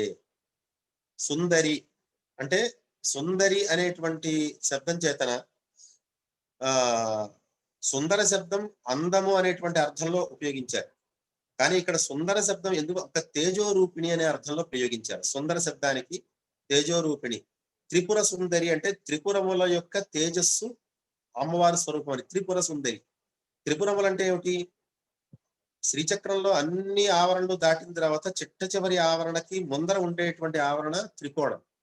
అదే త్రిపురం. కామేశ్వరి, వజ్రేశ్వరి, భగమాలిని అనేటువంటి 3 దేవతలతో ప్రకాశించే పురం అది. అక్కడ సకారము, రేభ, ఈకారము అనేటువంటి 3 ఖండములు, 3 వర్ణములు అక్కడ ఆధారంగా ఉంటాయి. అందువల్లే దాన్ని శ్రీపురం అన్నారు. శ్రీపురం మనసాధ్యాత్మ. శ్రీపురం అని ఎందుకన్నారు అంటే త్రికోణంలో మొదటిది సకారము, శకారము, రెండవది రేభ, మూడవది ఈకారం కాబట్టి 3టికి కలిపి శ్రీపురం. ఆ 3టితో ఉన్నటువంటి నాదం బిందువు కాబట్టి దాన్ని శ్రీపురం అన్నారు. అటువంటి శ్రీపురమునకు శ్రీపురమందు తేజోరూపిడిగా ఉండేది కాబట్టి సుందరి గతమాయికే. గతమాయికే అంటే మాయ లేనిది అని అర్థం. అదేమిటండి? ఆవిడనే మాయా అని ఓ పక్కన పిలుస్తూ మాయ లేనిది అని ఎలా అంటున్నారు అనంటే ఎవరైతే ఆశ్రయించారో అమ్మవారిని వారికి మాయని తొలగించేది అని అర్థం. గతమాయికే అంటే ఎవరైతే అమ్మని త్రికరణ శుద్ధిగా ఆశ్రయిస్తారో వాళ్ళ విషయంలో మాత్రం మాయగా గోచరించకుండా సత్యస్వరూపిడిగా గోచరిస్తుంది. అందువల్ల అమ్మవారు యాదేవి పరమాశక్తి పరబ్రహ్మ విధాయిని. అమ్మవారు మాయాస్వరూపమే కాదు. మాయాస్వరూపం అనుకుంటే మనమంతా మాయ చేతే ఆవరించబడి ఉన్నాం. అమ్మవారి అనుగ్రహం చేత ఆవరించబడి ఉన్నవాడు భక్తుడవుతాడా, రాక్షసుడు అవుతాడా? అనుగ్రహం చేత ఆవరించబడి ఉన్నవాడు భక్తుడే అవుతాడు. మరి మాయ చేత ఆవరించబడిన వాడు అంటే అమ్మవారే మాయ అంటున్నారు కదా, మరి మాయ చేత ఆవరించబడిన వాడు భక్తుడే అవ్వాలి కదా అంటే కాదు. మాయ చేత ఆవరించబడిన వాడు అవిద్యాస్వరూప మాయావి అవుతాడు, అవిద్యాస్వరూపుడు అవుతాడు. అందువల్ల ఇక్కడ గతమాయికే అంటున్నారు. ఎవరైతే అమ్మని ఆశ్రయిస్తారో వాళ్ళ విషయంలో మాత్రం మాయని తొలగించి చూపిస్తున్నాము. వారు నిజస్వరూపాన్ని చూపిస్తుంది. నా నిజస్వరూపం ఇది, నేను జీవుల్ని ప్రాణుల్ని నేను ఆడించే పద్ధతి వేరుగా ఉంది, నీకు నేను దర్శనం ఇచ్చేటువంటి నిజస్వరూపం ఇది అని అమ్మవారు నిజస్వరూపాన్ని చూపిస్తుంది. అందువల్లే గతమాయికే అన్నారు. వికళేబర ముక్తి దాన నిపుణే. కళేబరం అంటే దేహం, వికళేబరం అంటే విదేహం. విదేహ ముక్తి దాన నిపుణే అని అంటున్నారు. అంటే విదేహముక్తి, జీవన్ముక్తి అని 2 రకాలు ఉన్నాయి. జీవన్ముక్తి అంటే అర్థం ఏమిటి? జీవించి ఉండగానే మరణం యొక్క విషయం తెలిసిపోవడం. మనకి మరణం అంటే ఏమిటో తెలియదు. చాలా మంది రకరకాలు లెక్కలు వేసుకుంటూ ఉంటారు. పోయిన వాళ్ళందరూ ఇదిగో ఇలాగ యమభట్లు వస్తారండి, తీసుకెళ్తారండి యమలోకం అలా అంటారు. అబ్బాయి అదేం లేదండి, పోయిన వాళ్ళందరూ ఇలా పితృలోకానికి వెళ్తారు అని కొంతమంది. అబ్బాయి లేదండి, పోయిన వాళ్ళందరూ ముందర స్వర్గానికి వెళ్ళిపోతారు అని కొందరు. ఇవన్నీ వికల్పాలు. అసలు ఏం అన్నీ కూడా మాయ చేత మనం ఊహించుకునే ఊహలు ఇవన్నీ కూడా. అసలు సత్యం ఏమిటి అనేటువంటిది ఎవరికి తెలుస్తుందో వాడే జీవన్ముక్తుడు. మరణం యొక్క రహస్యాన్ని తెలుసుకోవడం కోసమే నచికేతస్కుడు యముణ్ణి ఆశ్రయించాడు. నాకు మరణ రహస్యాన్ని చెప్పు, మరణం అంటే ఏమిటో నాకు చెప్పు, మృత్యువు నాకు చూపించాను. ఆ ఒక్కటి అడగ, ఇంకేమన్నా చెప్పు, నేను చెప్తాను. నీకేం కావాలన్నా ఇస్తాను, నీకు ఎన్ని సంపదలు కావాలన్నా ఇస్తాను, మరణ రహస్యం మాత్రం తెలుసుకోవడానికి ప్రయత్నం చేయొద్దన్నారు. అలా తెలుసుకుని నచికేతస్కుడు జీవన్ముక్తుడయ్యాడు. అలా ఎవరైనా సరే మృత్యువుని జీవించి ఉండగానే దర్శించి మృత్యువుని దాటుతారో వాళ్ళు జీవన్ముక్తులు అవుతారు. సకల కర్మల నుంచి కూడా వాళ్ళు విముక్తులు అవుతారు, కర్మబంధాల నుంచి విముక్తులు అవుతారు. ఇవాళ మనం ఏదో తిందాం అనుకుంటాం కానీ తినలేం. అంటే మన జీవితం మనకే స్వతంత్రంగా ఉండదు, మనం అస్వతంత్రంగా ఉంటాం. కానీ జీవన్ముక్తుడైనటువంటి వాడు తినాలి తాగాలి అనేటువంటి క్రియల మీద ఏమాత్రం దృష్టి పెట్టకుండా ఆత్మయందు మాత్రమే రమిస్తూ ఉంటాడు. అది స్వతంత్రం, దాన్ని ఎవరో అది అక్కడికి ఇంకే మాయ ఏమిటి అసలు? యతో వాచో నివర్తంతే అప్రాప్య మనసు. అసలు మీకు మాటలే వెళ్ళవు, మనస్సే వెళ్ళదు అన్నప్పుడు ఇంక మాయ ఎక్కడికి వెళుతుంది? అక్కడికి మాయ ఎలా ప్రవేశిస్తుంది? మాయ ప్రవేశించినటువంటి ఆత్మ తేజస్సు యందు రమించేటువంటి వాళ్ళు కాబట్టి వాళ్ళు జీవన్ముక్తులయ్యారు. జీవన్ముక్తి అవస్థలో ఉంటుండగా విదేహముక్తిని సాధించడం కోసం పరమాత్మని నిర్గుణ చైతన్యంగా భావిస్తారు. అంటే నేనే పరమాత్మ స్వరూపం అనేటువంటి భావంలో స్థిరపడిపోతారు. అలా స్థిరపడిపోయినప్పుడు అమ్మవారు ఆ తేజస్సుని వాళ్ళలోకి ఆవహింపచేసి విదేహముక్తిని కలిగిస్తుంది అని అంటారు. వికళేబర ముక్తిదాన నిపుణే అఘహరణే. అంటే కేవలం వాళ్ళకి ముక్తినివ్వడమేనా, సామాన్యులకు ఏమైనా చేస్తుందా అంటే, సామాన్యులు ఎవరైనా కనుక అమ్మవారి యొక్క తత్వాన్ని తెలుసుకోవాలి. ఇప్పుడు చక్కగా కూర్చున్నాం, ముత్తుస్వామి దీక్ష వారు అమ్మవారి నవావరణ కీర్తనలో అమ్మవారిని ఏ విధంగా వర్ణించారు మాకు తెలియచేయండి అని మీరందరూ అడుగుతున్నారు, జిజ్ఞాసగా అడుగుతున్నారు. అమ్మవారు నన్ను నియోగించింది, నాయనా నువ్వు కాస్త వీళ్ళందరికీ విషయం చెప్పు, దీక్షుల వారు రాసినటువంటి కృతిలో ఉండేటువంటి సారాంశాన్ని చెప్పు, నా తత్వాన్ని వీళ్ళందరికీ కూడా తెలియజేస్తే నేను సిద్ధంగా ఉంటాను. దేనికోసం సిద్ధంగా ఉంటాను? అఘహరణే, వీళ్ళ పాపాలని నిర్మూలించడం కోసం నేను సిద్ధంగా ఉంటాను అని కూర్చుంటుంది అమ్మవారు. అంటే అమ్మవారి తత్వాన్ని ఎవరైతే వినడానికి ప్రయత్నం చేస్తారో, ఆ మాటల్లో ఉండేటువంటి సారాంశాన్ని ఎవరైతే హృదయానికి పట్టించుకుంటారో వాళ్ళ విషయంలో అఘహరణే, పాపాలని తొలగిస్తుంది. సరే, తర్వాత బియదాది భూతకిరణే. బియత్ అంటే ఆకాశం, ఆకాశము మొదలైనటువంటి భూతములే కిరణములుగా కలిగినది. కిరణం అంటే ఏమిటి ఇక్కడ అర్థం? కిరణం అంటే మనకి తెలిసి సూర్యకిరణం, చంద్రకిరణం. సూర్యకిరణం అంటే ఏమిటి? అలా ఆకాశంలోంచి కింద పడుతూ ఉంటుంది కదా, ఏదో కాంతి రేఖ, అది కిరణం అనుకుంటాం. కానీ కిరణం అంటే కాంతి రేఖ కేవలం సూర్యచంద్రులకు ఉన్న కాంతి రేఖలే కాదు, పంచభూతాలకు కూడా కిరణాలు ఉన్నాయి. ఎలాగైతే సూర్య కిరణం ప్రసరించినప్పుడు చీకట్లలో ఉండేటువంటి వస్తువులన్నీ కూడా బయటికి ప్రకాశిస్తున్నాయో, అలాగే తన్మాత్రంలోంచి కిరణాలు ప్రసరించినప్పుడు పంచభూతాలు అనేటువంటి వస్తువులు మనకి స్పష్టంగా గోచరిస్తున్నాయి. పంచ తన్మాత్రలు కూడా పంచ కిరణం, 5 కిరణాలు. ఒక కిరణం ప్రసరిస్తే భూమి కనిపిస్తోంది, ఇంకో కిరణం ప్రసరిస్తే నిప్పు కనిపిస్తోంది, ఇంకో కిరణం ప్రసరిస్తే నీరు కనిపిస్తుంది, ఇంకో కిరణం ప్రసరిస్తే వాయువు కనిపిస్తుంది, ఇంకో కిరణం ప్రసరిస్తే ఆకాశం కనిపిస్తుంది. ఇలా మొత్తం బియ్యదాది భూతముల ఆ తన్మాత్రల యొక్క స్వరూపమే అమ్మవారు. పంచ తన్మాత్ర సాయిక అమ్మవారు పంచ తన్మాత్రలను బాణములుగా ధరించింది. అందువల్ల బియ్యదాది భూత కిరణములు కలిగినటువంటి బియ్యదాది భూతములకు ఏ కిరణములైతే ఉంటాయో ఆ కిరణముల యొక్క స్వరూపమే అమ్మవారు అని ఇక్కడ చెప్తున్నారు అనమాట. బియ్యదాది భూత కిరణే వినోద చరణే. వినోద అనే దానికి మనం అర్థం ఎలా తీసుకుంటాం? వినోదం అంటే ఎంటర్టైన్మెంట్ అంటుంది, కానీ వినోదం అంటే ఎంటర్టైన్మెంట్ కాదు. వినోదం అంటే తొలగించుట, తొలగింపు అని అర్థం. వినోదం అంటే తొలగింపు అని అర్థం. దేని తొలగించడం? వినోద, వికట, ఈ మాటలన్నిటికీ తొలగించుట అనే అర్థం. వికట అంటే కటం అంటే దుఃఖం, వికటం అంటే దుఃఖాన్ని తొలగించడం, తొలగింపు అన్నమాట. వినోద నుద ప్రేరణే. వినోద అంటే తొలగించడం. దేన్ని తొలగించడం? మనలో ఉండే పాపాలను తొలగించడం, మనలో ఉండే అవిద్యను తొలగించడం. ఏదైనా సరే వినోద చరణే, మనలో ఉండేటువంటి అవిద్యని తొలగించేటువంటి విషయంలో ఆ అమ్మవారి యొక్క చరణమే చాలా నిపుణతరమైనటువంటి చరణం. అందువల్ల వినోద చరణే. అరుణే. ఇక్కడ అరుణే అని ఎందుకన్నారు? బాలా స్వరూపం అరుణవర్ణంలో ప్రకాశిస్తుంది, లలితా స్వరూపం పీతవర్ణంలో ప్రకాశిస్తుంది. హేమాభాం పీతవస్త్రాం, బంగారు వర్ణంలో ప్రకాశించేది లలిత, అరుణవర్ణంలో ప్రకాశించేది బాల, నీలవర్ణంలో ప్రకాశించేది కాళి. ఇలాగా దేవతా ప్రభేదాల్లో చాలా వర్ణాలు, చాలా స్వరూపాలు మనకి కనిపిస్తూ ఉంటాయి. అలా చూసినప్పుడు అరుణే అని ఎప్పుడైనా అరుణాం కరుణాతరంగితాక్షి, అరుణాం అరుణ కిరణజాలై అంచిత ఆశావకాశ. అరుణ అంటే ఉదయిస్తున్నటువంటి సూర్యుడిని మనం చూడగలిగేటువంటి సూర్యుడు. సూర్యుడు అంటే మళ్ళీ మనం చూడలేని సూర్యుడు కాదు. మనం చూడలేని సూర్యుడిలో రకరకాల కాంతులు ఉంటాయి. ఉదయించినటువంటి సూర్యుడు మనం చూడగలిగేటువంటి శక్తి మన కంటికి ఎంతవరకు ఉంటుందో అటువంటి తేజస్సే అరుణవర్ణం అంటే.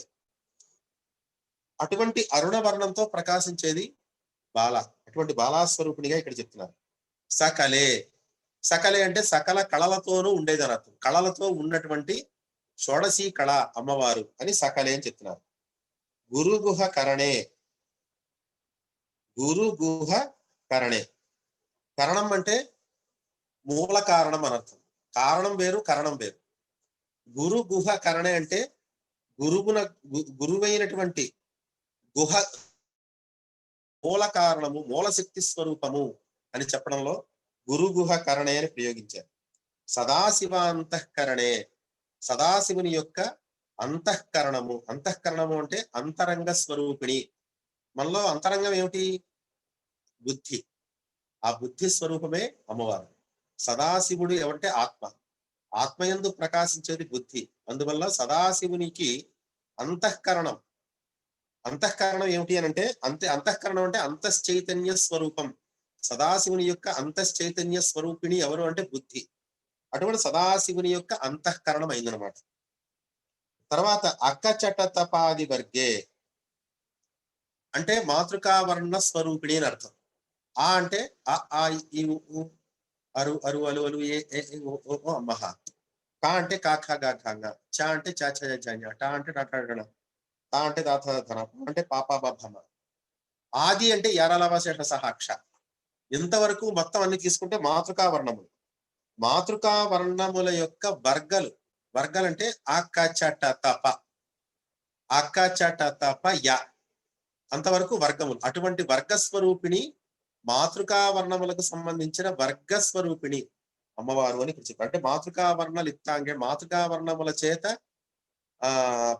మాతృకా వర్ణముల చేత ప్రకాశించేటువంటి తేజస్సు, శరీరము అని చెప్పడంలో అక్కచట తపాది వర్గే అంటారు.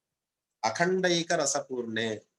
రసం అనే దానికి చాలా రకాలు ఉన్నాయి. రసాలు శృంగార రసం, వీర రసం, కరుణ రసం, ఇలా మొత్తం మనకి అష్టౌ రసాహ 8 రసాలని కొంతమంది అన్నారు, నవరసాహ అని కొంతమంది అన్నారు, శాంతోపి నవమో రస అని శాంతరసాన్ని కూడా రసం అని అన్నారు. కాదు, శాంతం అనేది రసం కాదు, 8 రసాలు ఉంటాయి. శాంతం అనేది మాత్రం అది తురీయావస్థ, అది చివరి అవస్థ. అది ఇంకా దాన్ని రసంలోకి చెప్పకూడదు అని కొంతమంది అన్నారు.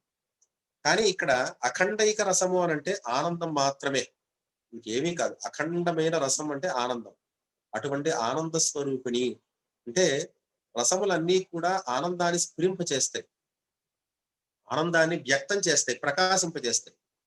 కానీ ఆనందం యోగికి స్వతసిద్ధంగానే ఆనందం అనేది ప్రకాశిస్తూ ఉంటుంది. ప్రత్యేకంగా ఒక శృంగార రసం వల్ల ఆనందం, వీర రసం వల్ల ఆనందం కాదు. అసలు రసం అనేది స్వతసిద్ధంగా ఆనందం అనేది వ్యక్తం అవుతూ ఉంటుంది యోగికి. అటువంటి స్వతసిద్ధంగా వ్యక్తమయ్యేటువంటి ఆనందం అఖండ ఆనందం అంటారు దాన్ని. అటువంటి అఖండమైన రసము చేత పరిపూర్ణమైనటువంటి మూర్తి విశేషము ఈ కమలాంబిక అనేటువంటి విషయంలో ఉపసంహారం చేసి, కమలాంబికే ఆశ్రిత కల్పలితికే అని తోడిలో ఈ కృతిని రచించి చక్కగా తోడిలో గానం చేసేట్టుగా, ఎంత మందంగా అయినా రాగం మందంగా వెళ్లే కొద్దీ కూడా కొత్త కొత్త సంగతులతోటి, కొత్త కొత్త గమకాలతోటి మనకెంతో ఆనందాన్ని కలిగిస్తుంది. అటువంటి ధ్యానాన్ని ఒక వైవిధ్యభరితంగా ధ్యానం చేసే విధానంలో మనకి తోడి రాగ కృతిని ముత్తుస్వామి దీక్ష వారు మనకు అందించారు. ఇది ఈ కృతి యొక్క విశేషం. ఆనంద స్థితిని అనుభవిస్తున్న ఉపాసకుల గురించి గురు శిష్యుల సంబంధమును, ఉత్తమమైన గురువు ఉత్తమ శిష్యులను ఎంపిక చేసుకున్న విధానమును, సాపేక్ష పదముల వర్ణనను, ముత్తుస్వామి పద వైభవమును, శ్రీచక్ర పూజ ప్రాశస్త్యమును, కమలాంబ నామ వివరణను, ఆవరణ విభక్తులను, ముఖ్య రత్నపూరిత పదాలను, ఎన్నో విషయాలను ఎంతో చక్కగా శ్లోక స్తోత్ర సహితంగా వర్ణించి వివరించిన గురువు గారికి, గౌరవనీయులైన శ్రీ యనమల శ్రీనివాస్ శర్మ గారికి ధన్యవాదాలు తెలియజేసుకుంటూ, స్వామివారు సంగీత స్వాముల వారి ఆశీస్సులతో జయప్రదంగా సాగుతున్న కార్యక్రమంలో భాగంగా గౌరవనీయులైన శ్రీ రాణి దక్షిణామూర్తి గారు, శ్రీమతి సత్యవతి గారి దంపతులకు జన్మించిన వారు డాక్టర్ శ్రీమతి ఆర్ఎన్ఎస్ శైలేశ్వరి గారు. సంగీత విభాగంలో 2006 నందు అసిస్టెంట్ ప్రొఫెసర్ గా చేసి ఉన్నారు. ఆంధ్ర యూనివర్సిటీ నందు 1995లో సంగీతంలో కర్ణాటక వోకల్లో ప్రథమ శ్రేణిలో సంగీతంలో MA పూర్తి చేసి 2007లో సంగీత విభాగంలో PhDని కూడా చేసి ఉన్నారు. తిరుమల తిరుపతి దేవస్థానం నందు పూర్ణ ప్రబోధ టెస్ట్ నందు ప్రథమ శ్రేణిలో సువర్ణ పతాకమును, కంచికామకోటి పీఠం నుండి సంగీత సేవామణి అనే బిరుదును 2019లో సుస్వర అకాడమీ ఆఫ్ మ్యూజిక్ నందు సుస్వర సంగీత కళానిధి బిరుదును పొంది ఉన్నారు. కమలాంబ సంరక్షతు ఆనంద భైరవి నందు మిశ్ర చాతుర్యను ఆలపించవలసిందిగా గౌరవనీయులైన శ్రీమతి శైలేశ్వరి గారిని మనస్ఫూర్తిగా మా సాంప్రదాయ పాఠశాల తరఫున ఆహ్వానిస్తున్నాం.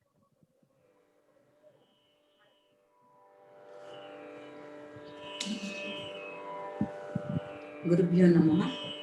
శ్రీమాత్రే నమః.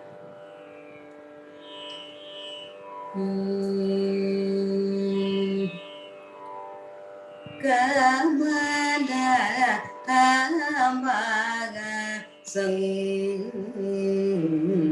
సంరక్షతు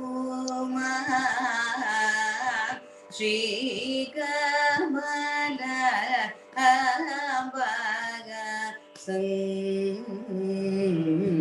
సంరక్షతు కమల నగర నివాసి అంబగమల అంబగ సంరక్షతు కమల నగర నివాసి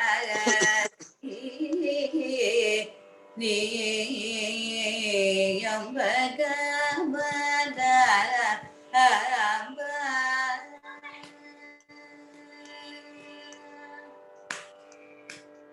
సుమన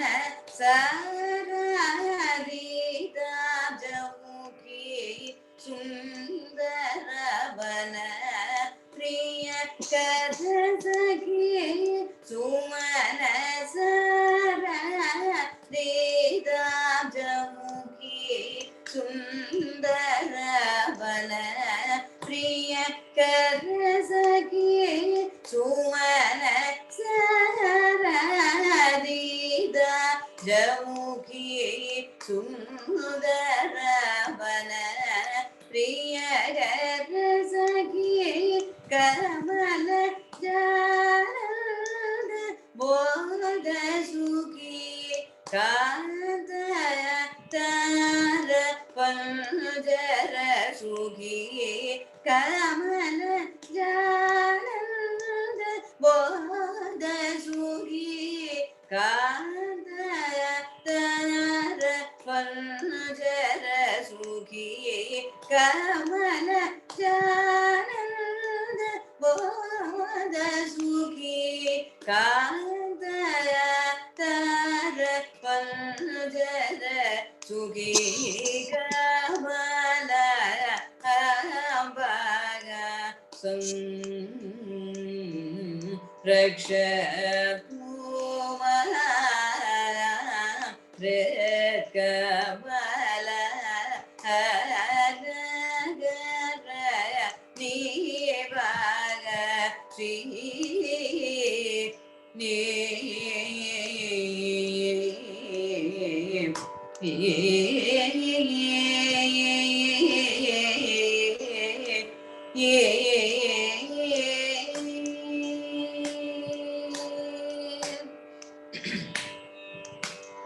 त्रिपुरा आदिजयग्रेश्वरी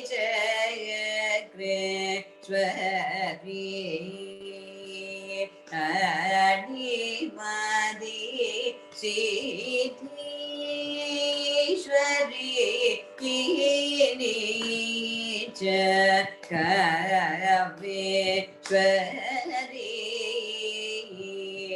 अम्ब त्रिपुरा आदिजयग्रेश्वरी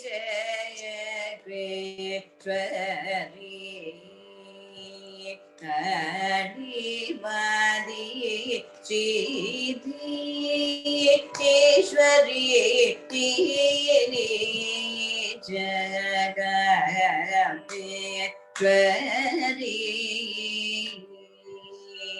त्रिपुरा त्रैलोक्य मोगन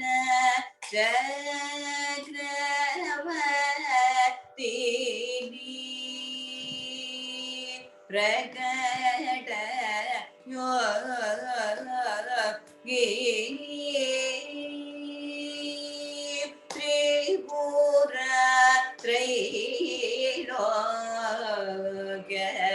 मोदन चक्रवर्ती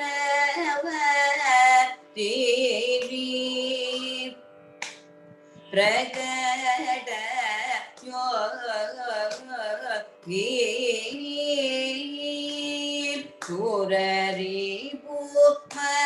सुररि सुर आदि मदे सुररि सुर आदि मदे निगम पुराणादि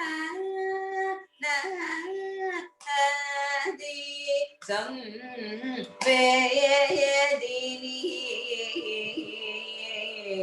त्रिपुरेशि गुरुगजननी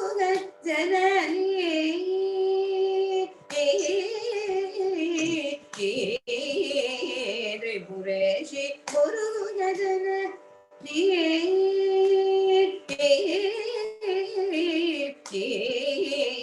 त्रिपुरेशि गुरुगजननी त्रिपुरभजनरञ्जनी माधुरीभुजगोदरी तलोदरी त्रिपुरसुन्दरी महेश्वरी त्रिपुरेशि गुरुगजननी त्रिपुरभजनरञ्जनी माधुरीभुजगोदरी तलोदरी त्रिपुरसुन्दरी महेश्वरी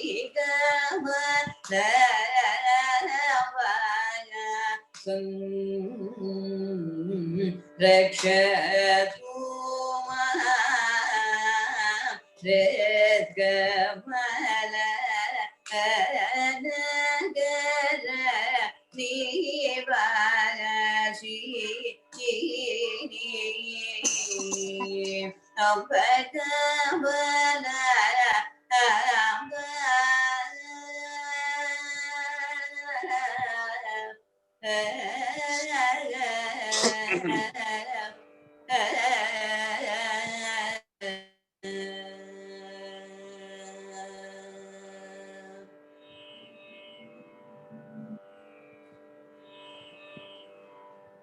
ఎంతో మధురాతి మధురంగా గానం చేసిన శ్రీమతి శైలేశ్వరి గారికి ధన్యవాదాలు తెలియజేసుకుంటూ ఆ రాగకృతులను వర్ణించి వివరించమని గౌరవనీయులైన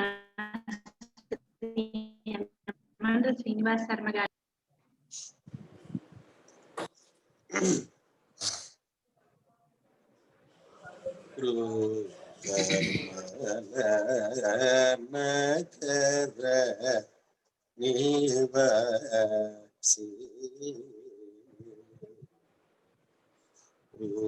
कमल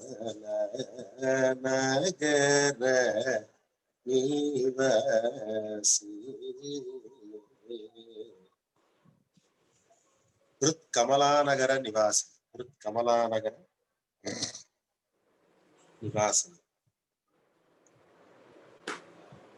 హృదయం అనేటువంటి కమలానగరంలో నివసించేది అని అర్థం చెప్తున్నారు.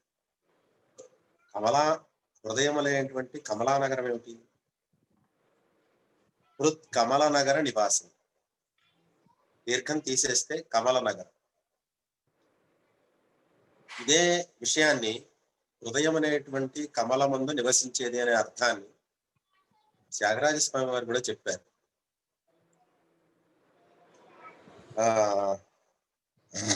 నామ కుసుమములచే పూజించే జన్మమే ఓ మనస అని చెప్తూ శ్రీమన్ మానస హృదయ పీఠమున అన్నారు.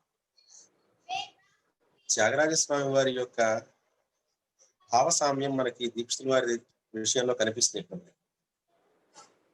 కమలానగర నివాసిని కమలాంబ సంరక్షతులు. కమలాంబ బాహ్యంగా తిరువారూరులో ఉంది అని మీరు అనుకుంటారేమో. ఉపాసకులమైనటువంటి మాలాంటి వాళ్ళ యందు హృదయం అనేటువంటి కమలంలోనే నివసిస్తూ ఉంటుంది అని వారు ముత్తుస్వామి దీక్షితుల వారు ప్రయోగాన్ని చూపిస్తున్నారు ఇక్కడ. కమలాంబ సంరక్షతు, కమలాంబ మమ్మల్ని రక్షించుగాక. ఏ కమలాంబ రక్షించాలి? తిరువారూరులో త్యాగరాజేశ్వరుని సహచారిణిగా ఉన్నటువంటి కమలాంబ రక్షించాలా అంటే కాదు. కమలానగర నివాసిని, హృదయం అనేటువంటి కమల నగరమునందు నివసించేటువంటి అంటే కమల వనమునందు. మా హృదయమే ఒక కమల వనం. హృదయం అంటే కమల వనమే. ఆ కమల వనంలో నివసించేటువంటి, ఎందువల్లంటే భావనలు అనేకంగా ఉంటాయి. హృదయమందు అనేకమైన భావనలు ఉంటాయి.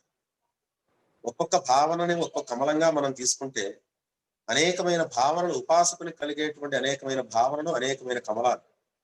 ఆ కమలములే, ఆ కమలములతో ఉన్నటువంటి హృదయమే ఒక నగరం. అటువంటి నగరమందు నివసించేటువంటి ఆ కమలాంబ సంరక్షతు మమ్మల్ని రక్షించుగాక. సుమనసారాధితాబ్జముఖి. సుమనాహ అంటే దేవతలు. సుమనసారాధితాబ్జముఖి అంటే దేవతల చేతన ఆరాధించబడేటువంటి ఆ పద్మముఖము కలిగినటువంటిది.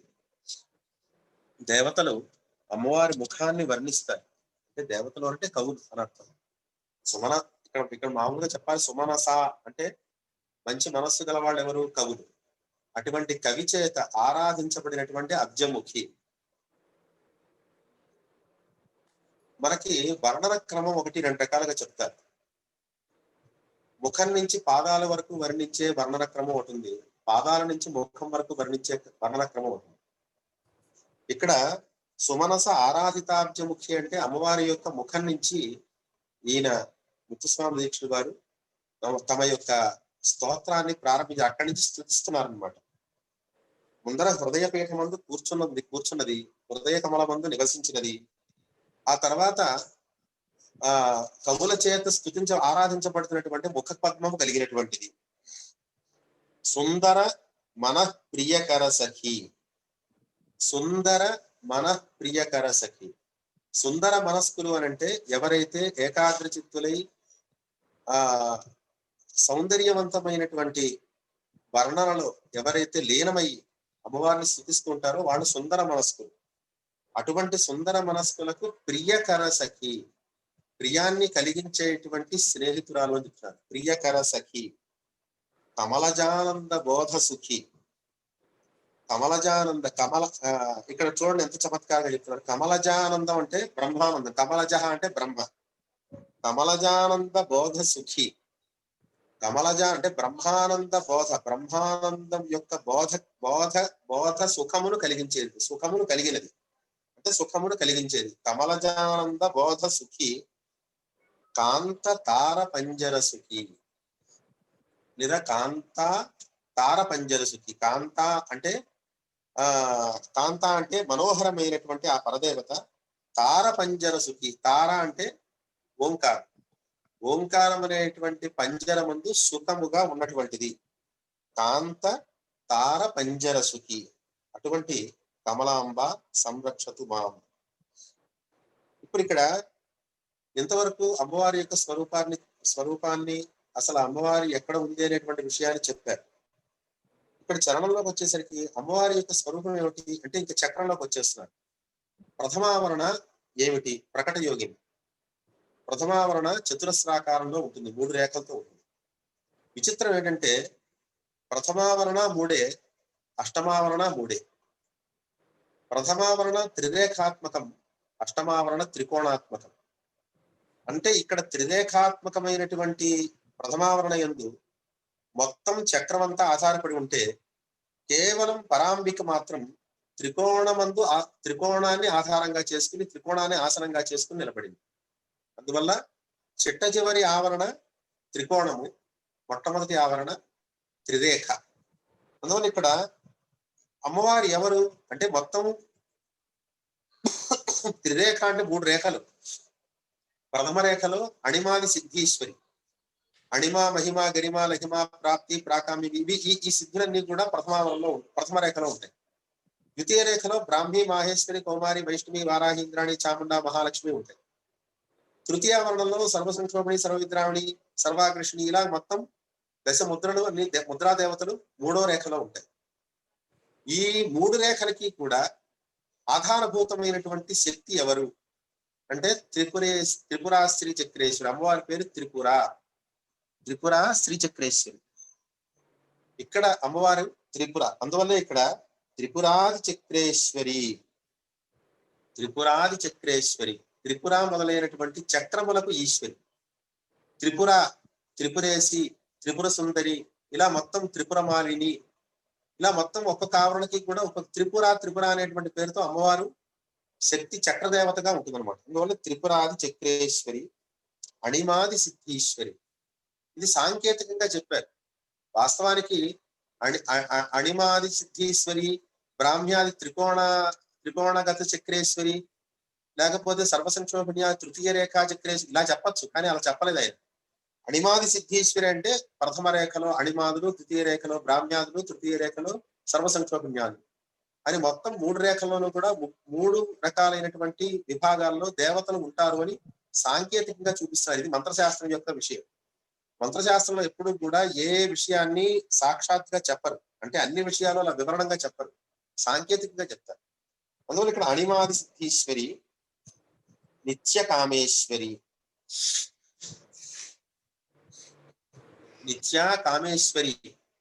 అంటే ప్రథమ దేవత ఇక్కడ. కాబట్టి కామేశ్వరి అనేది కూడా తిథి నిత్యంలో మొట్టమొదటి దేవత కామేశ్వరి. నిత్యాస్వరూపిణి అయినటువంటి కామేశ్వరితో ప్రారంభమవుతుంది అని చెప్తున్నారు అనమాట. నిత్య కామేశ్వరి. క్షితిపుర త్రైలోక్యమోహన చక్రవర్తిని. క్షితిపురం అంటే భూపురము అని అర్థం. క్షితి అంటే భూమి, క్షితిపురం అంటే భూపురం. భూపురం అంటే ఏమిటి? ఇక్కడ త్రికోణంగా ఉన్నటువంటి ప్రథమావరణని భూపురము అని అంటారు దాన్ని. క్షితిపుర అంటే భూపుర త్రైలోక్యమోహన, భూమి మొదలైనటువంటి త్రిలోకములు, అలా తీసుకోవచ్చు. లేకపోతే ఇక్కడ క్షితిపురం అంటే భూపురము, అది ప్రథమావరణ స్వరూపము. లేదా క్షితిపుర త్రైలోక్యము అంటే భూమి మొదలైనటువంటి త్రైలోక్యం, 3 లోకములు. అంటే భూమి, సూర్యుడు, చంద్రుడు, ఈ 3 కలిపితే 3 లోకములు, త్రిలోకములు అంటమాట. అందువల్ల క్షితిపుర త్రైలోక్యములకు మోహనము అంటే త్రైలోక్యములను మోహింపచేసే చక్రం ఒకటి ఉంది. ఒక చక్రం. ఏవం ప్రవర్తితం చక్రం నానువర్తయతి హయ అంటారు భగవద్గీతలో. ఒక చక్రం పరిభ్రమిస్తూ ఉంటుంది. ఆ చక్రానికి లోబడే మనం తిరుగుతూ ఉంటాం. ఆ జనన మరణ ప్రవాహ రూపమైనటువంటి చక్రం. అలాగే ఇందులో మనం వర్షం నుంచి ఆహారం నుంచి జీవులు, ఈ విధమైనటువంటి చక్రం. ఇలా ఈ చక్రమును ఈ చక్రమందు వర్తింపచేస్తూ ఉంటుంది జీవుల్ని. అది ఒక అర్థం. అలా కాకుండా సాంకేతిక అర్థంలో తీసుకుంటే క్షితిపుర త్రైలోక్య మోహన. ఇక్కడ భూపురం అంటే ప్రథమావరణకి త్రిరేఖాత్మకమైనటువంటి భూపురం, అది చక్రం. భూపురము అది త్రైలోక్య మోహన చక్రం. ఆ చక్రానికి పేరు ఏమిటి అంటే త్రైలోక్య మోహన చక్రం. ద్వితీయావరణకి షోడశల చక్రానికి సర్వాశా పరిపూరక చక్రం, తృతీయావరణకి సర్వ సంక్షోభణ చక్రం, సర్వార్థ సాధక చక్రం, ఇలా చక్రాల పేర్లు ఉంటాయి. అందువల్ల మొట్టమొదటి ఆవరణకి త్రైలోక్య మోహన చక్రం కాబట్టి త్రైలోక్య మోహన చక్రమందు ప్రవర్తించేది అని ఇంకో అర్థం. అలా కాకుండా క్షితిపుర త్రైలోక్య అంటే భూమి మొదలైనటువంటి ముల్లోకములను మోహింపచేసేటువంటి చక్రం ఏదైతే ఉందో అటువంటి చక్రమును తిప్పుతూ ఉండేది అని అర్థం ఒకటి. ఇంకో అర్థం ఏమిటి? క్షితిపుర అంటే భూపురము అంటే ప్రథమావరణ రూపమైనటువంటి త్రిరేఖాత్మకమైనటువంటి భూపురము అదే త్రైలోక్య మోహన చక్రంగా ఉంటుంది కాబట్టి అటువంటి చక్రమునందు ప్రవర్తించేది అని రెండో అర్థం. ప్రకట యోగిని, ఇక్కడ ప్రథమావరణ ప్రకట యోగిని దేవత, ప్రథమావరణకి ప్రకట యోగిని, ద్వితీయావరణ గుప్త యోగిని ఇలా ఉంటాయి. ఇక్కడ ప్రకట యోగిని. సురరిపు మహిషాసురాది మర్దిని, ఇక్కడ త్రిరేఖాత్మకము అంటే త్రిశక్త్యాత్మకంగా తీసుకున్నారు. త్రిశక్తి స్వరూపిణి అంటే ఎవరు? చండి. మహాకాళి, మహాలక్ష్మి, మహాసరస్వతి స్వరూపం ఎవరు అంటే చండి. అటువంటి చండి అమ్మవారిని ఇక్కడ ప్రధానంగా తీసుకుని సురరిపు మహిషాసురాది మర్దిని అంటే మనకి మార్కండేయ పురాణంలో కూడా చండీ సప్తశతిని ప్రారంభించేటప్పుడు దుర్గాదేవిని త్రిశక్త్యాత్మకంగా ఆరాధిస్తారు. అందువల్ల ఇక్కడ త్రికోణాత్మకంగా త్రిరేఖాత్మకంగా ఉన్నటువంటి ఈ చక్రానికి ఆధారభూతమైనటువంటి చండీ కాబట్టి ఆవిడ సురరిపు రాక్షసులకు శత్రువైనటువంటి మహిషాసురుడు మొదలైనటువంటి రాక్షసుల్ని సంహరించేది. నిగమ పురాణాది సంవేదిని, నిగమములు అంటే వేదం, పురాణములు అని అంటే శాస్త్రములు, అంటే పురాణములు అని అంటే మనకి పంచలక్షణాత్మకమైనటువంటి పురాణాలు, వేదముల చేత పురాణముల చేత తెలియబడేది. మనకి దేవీ భాగవతం మొదలైనటువంటి విషయాల్లో అమ్మవారి యొక్క శక్తి స్వరూపం ఏమిటి అని మనకి తెలుపుడు చేశారు. అలాగే వేదంలో ఋగ్వేదంలో దశమ మండలం 10వ మండలం కనుక తీసుకుంటే అక్కడ ఎన్నో దేవీ సూక్తాల్లో మనకి చాలా దేవీ తత్వాన్ని గురించి చెప్పారు. అలాగే ఉపనిషత్తులో తీసుకుంటే శ్వేతాశ్వతరోపనిషత్తు మొదలైనటువంటి ఉపనిషత్తుల్లో దేవీ రహస్యోపనిషత్తు ఇలాగ అమ్మవారి యొక్క స్వరూపాన్ని చెప్పినటువంటి ఉపనిషత్తులు ఎన్నో ఉన్నాయి. వాటిని నిగమములు అన్నారు. నిగమ పురాణములు మొదలైనటువంటి ఆది అంటే అర్థం ఏంటి? నిగము పురాణము మొదలైన అంటే అర్థం ఏంటి? కావ్య నాటకములు అని అర్థం. అమ్మవారి యొక్క చరిత్రని ఆధారంగా చేసుకుని చాలా కావ్యాలు ఉన్నాయి. చాలా పెద్ద పెద్ద వాళ్ళు అద్భుతమైనటువంటి కావ్యాలు రచించారు. అటువంటి కావ్యముల చేత కూడా అమ్మవారు తెలియబడేది. సురరిపు నిగమ పురాణాది సంవేదిని త్రిపురేసి. త్రిపురేసి అంటే ఈ 3 రేఖలకు కూడా అధిష్టాన చైతన్యము అని అర్థం. త్రిరేఖాత్మకం కాబట్టి ఇక్కడ త్రిపురేసి.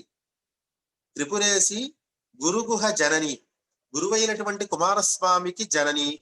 త్రిపుర భంజన రంజని, త్రిపుర భంజన అంటే ఈశ్వరుడు, త్రిపుర భంజనుడు అంటే ఈశ్వరుణ్ణి రంజింపజేసేది అని అర్థం. మధురిపు సహోదరి, మధురిపు అంటే మధు అనే రాక్షసుడు, అటువంటి రాక్షసుణ్ణి సంహరించిన వాడు విష్ణుమూర్తి. అటువంటి విష్ణుమూర్తికి సహోదరి తలోదరి. తలోదరి అంటే కృషించినటువంటి ఈ నడుము భాగము కలిగినటువంటిది. అమ్మవారి యొక్క ఈ పొట్ట భాగం కృషించి ఉంటుంది అనమాట. అది ఒక ఉత్తమ జాతి స్త్రీ లక్షణం అది తలోదరి. త్రిపుర సుందరి. త్రిపుర సుందరి అంటే మూడు పురములకు కూడా, అంటే మనం ఇందాక చెప్పుకున్నాం త్రికోణంలో ఉండేటువంటి కామేశ్వరి, వజ్రేశ్వరి, భగవాని అనేటువంటి అలా. అంతేకాకుండా భూమి, సూర్య, సోమ, అరుణాత్మకంగా 3 రేఖల్ని చెప్తున్నారు కాబట్టి సూర్యుడు, చంద్రుడు, అగ్ని అనేటువంటి 3 పురములకు కూడా తేజస్వరూపిణిగా ఉండేటువంటి అటువంటి మహేశ్వరి. మహేశ్వరి అంటే సమస్త లోకములకు నాయిక అయినటువంటి అటువంటి పరాంబికను, ఆ పరాంబిక నన్ను రక్షించుగాక అని ఈ వృత్తికి అర్థం. ఇందులో పల్లవి అనుపల్లవి దగ్గర అమ్మవారి యొక్క తత్వార్థాన్ని చెప్పారు. పల్లవిలో అమ్మవారి యొక్క తత్వార్థాన్ని చెప్పారు. అనుపల్లవిలో అమ్మవారి యొక్క సగుణ స్వరూపాన్ని చెప్తూ చరణం దగ్గరికి వచ్చేసరికి అమ్మవారి యొక్క చక్రం ఏ విధంగా ఉంటుంది, ఆ చక్రంలో అమ్మవారి యొక్క శక్తులు ఎలా ఉంటాయి, ఆ చక్ర విశేషాలన్నింటినీ కూడా ఈ చరణంలో మనకు తెలియజేశారు. అటువంటి ఈ ప్రథమావరణ కీర్తన ధ్యాన యోగంగా చక్కగా గానం చేశారు శైలేశ్వరి గారు. ఆనంద భైరవి అని అంటేనే అసలు ప్రారంభమే ఆనందం. ఆనంద భైరవి అని అంటే ఆనంద భైరవి త్వంలో మనకి ఒక పూజ ఉంది. ఇంకా చెప్పాలి అని అంటే ఆవరణ దేవత అర్చనకి ముందర ఒక ప్రధాన కలశను పెడతారు. ఆ ప్రధాన కలశ పేరు విశేషార్ఘ్యం దాని పేరు, విశేషార్ఘ్య స్థాపన. అది చేసినప్పుడు అక్కడ ఆనంద భైరవి ధ్యానం చేస్తారు. అందువల్ల మొత్తం ఆవరణలన్నిటికీ కూడా ప్రథమావరణంగా ఆనంద భైరవి స్వరూపంగా ఇక్కడ ఒక పాత్ర అంటే ఏమిటి అంటే అన్నిటికంటే మూలభూతమైనటువంటి పాత్ర, విశేషార్ఘ్య పాత్ర ఎటువంటిదో అక్కడ ఆనంద భైరవి ధ్యానం చేయవలసినటువంటి పరిస్థితి ఎలా అయితే ఉంటుందో అన్ని ఆవరణలకి మొట్టమొదటిగా రాగరూపంగా ఆనంద భైరవి అనేటువంటి అమ్మవారిని ఇక్కడ రాగరూపంగా ఆరాధిస్తూ ప్రథమావరణ కీర్తని ఇక్కడ మనకి వ్యక్తం చేశారు. స్వామి చూస్తున్నారు. సకాలంలోనూ సకలలు కలిగిన ఆ తల్లిని ఆ ఈశ్వరుడిని రంజింపచేసి వీరాసనంలో చక్కగా ఆసీనురాలైన ఆ కమలాంబ తల్లిని మా నయనముల మందు చూపించి రాగాలాపన తాత్పర్యములతో వర్తించి అవ్యక్త అనుభూతిని అగణిత ఆనందమును మాకు కలగజేసిన గౌరవనీయులైన శ్రీ యనమండ్ర శ్రీనివాస్ శర్మ గారికి మరియు గౌరవనీయులైన శ్రీమతి అయ్యగారి శ్రీదేవి గారికి మరియు గౌరవనీయులైన శ్రీమతి శైలేశ్వరి గారికి మనస్ఫూర్తిగా మా సాంప్రదాయ పాఠశాల తరపున ధన్యవాదాలు తెలియజేసుకుంటూ రేపటి నవ ఆవరణ కృతి సంగీత కార్యక్రమం కోసం నిరీక్షిస్తూ వేచి ఉందాం. ఏతత్ సర్వం Shri జగన్మాతార్పణమస్తు.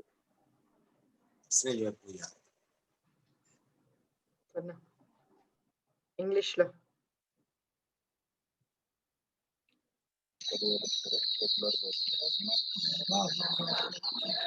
Thank you all for attending this beautiful program. So we'll meet up tomorrow with the beautiful ragam on Kriti in Kalyani Ragam. Jai Jai Shankara Hara Hara Shankara.